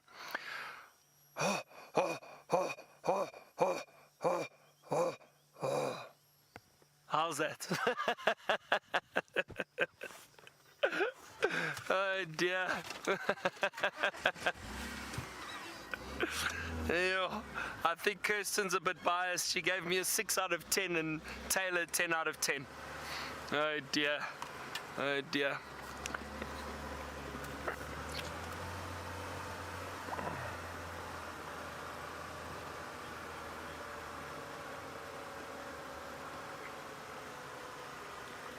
And River has just sent me a wonderful comment. River, thank you so much.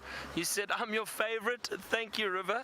And I'm glad you're enjoying Safari Live with us. And it is wonderful that you can watch. And River's age 9. It's so great that young kids are able to enjoy it with us. Trying to look for a chameleon just before we run out of time. But thank you so much to everybody. I hope you've enjoyed the afternoon with us again. Really has been great. I've enjoyed it. It's been hot, but it has been fun, and that's the most important thing. As long as we have a bit of fun out here while we're doing this, it's great.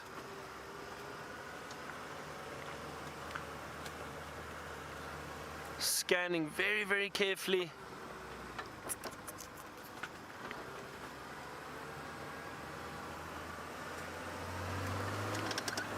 Maybe an owl or anything just before the show ends. A big thank you to the ladies in FC, Kirsten and Lou. Thanks, ladies, and the voices in my head. It's always great having you backing us up back at the FC. And always a big thank you to Brian and the Thumb. Thank you, Mr. Hedgehog. this afternoon. And don't forget to join us on our safari, our sunrise safari tomorrow morning again. And James will be back, which is exciting. Thank you, everybody. Good night and goodbye, and we'll see you tomorrow.